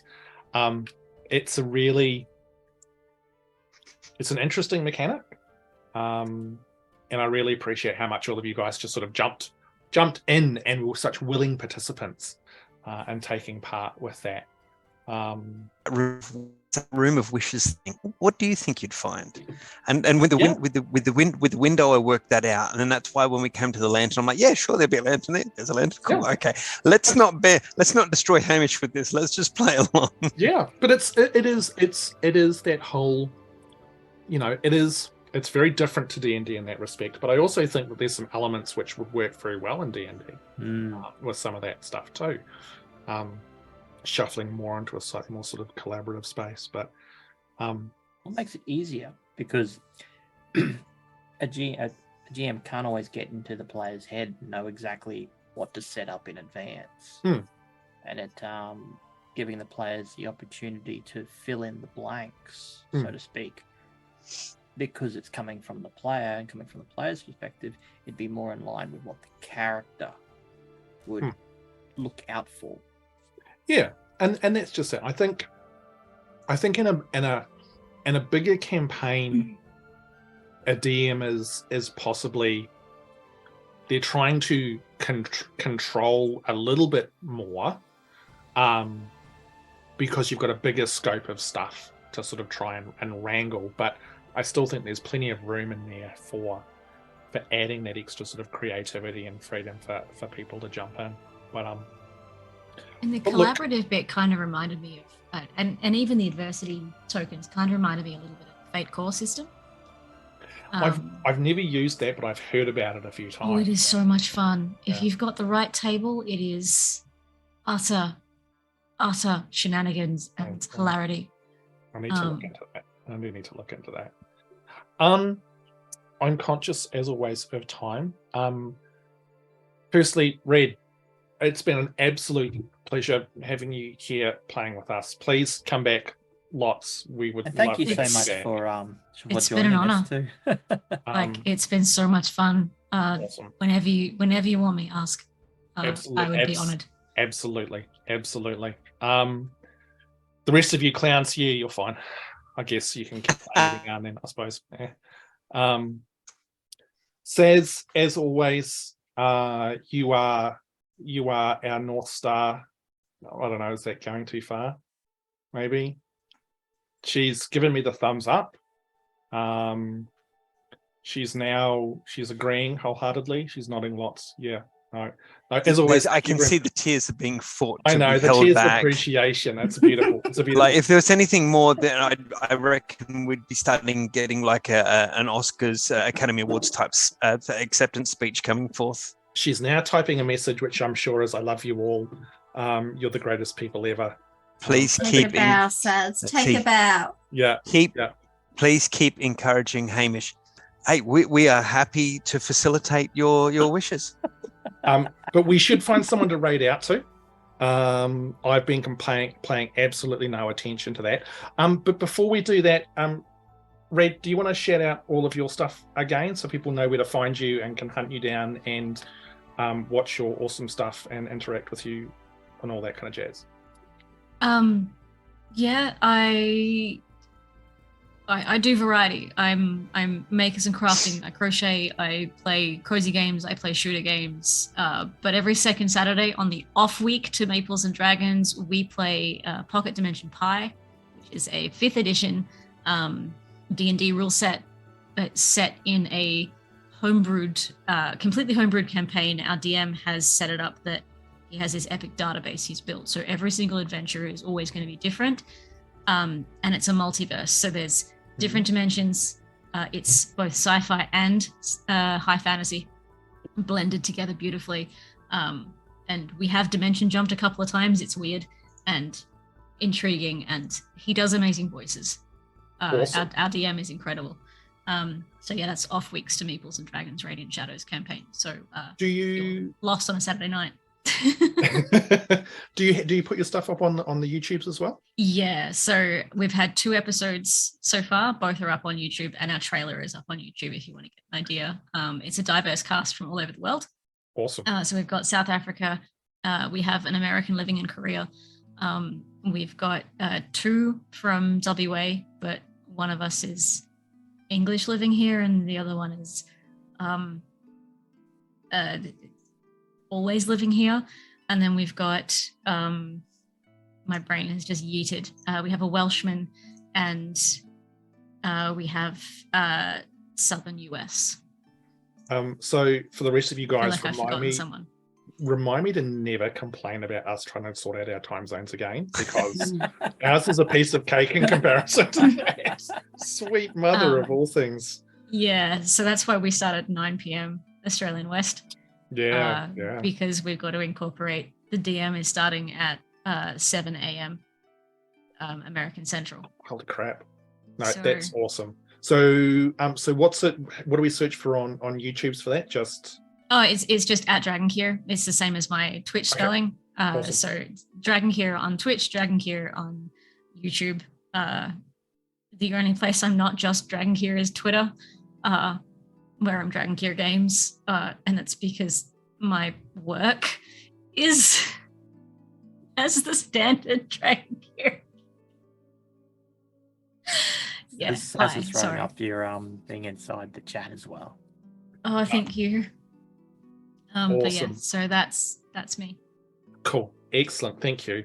Once again, thank you everybody in the chat who's come and hung out with us tonight, and you've watched, you've laughed with us, you've cried with us, you've had emotional roller coasters. Who knows what else is going on in the chat, because I haven't been paying attention because I'm terrible. We'll be back. I don't know actually when we're going to be back, because our next episode in theory is Christmas Eve, and like, as much as we all love playing D&D, we actually do have like other commitments and stuff. So keep an eye out. Something might happen, something might not. Maybe it'll be on a different day. Maybe it'll be on a different week. Who knows? We'll update the schedule We will. on Twitch so people see it. We're probably not doing the next one till after the new year, but we'll see how we go. We'll figure it out. And in the meantime, go to meeplesandragons.com.au, buy all the dice, crash the website, you know the drill. We are going to raid out to the Phoenix of something. Phoenix Iwaki. That's the one. Wacky. So once again, thank you very, very much, everyone, for hanging out with us tonight. I hope you've had fun. If we don't talk to you again before Christmas, have an awesome festive break. Be safe, be responsible, enjoy the time with family, friends, the people that you care about. And we hope to see you lurking here on the internet in the near future. Bye.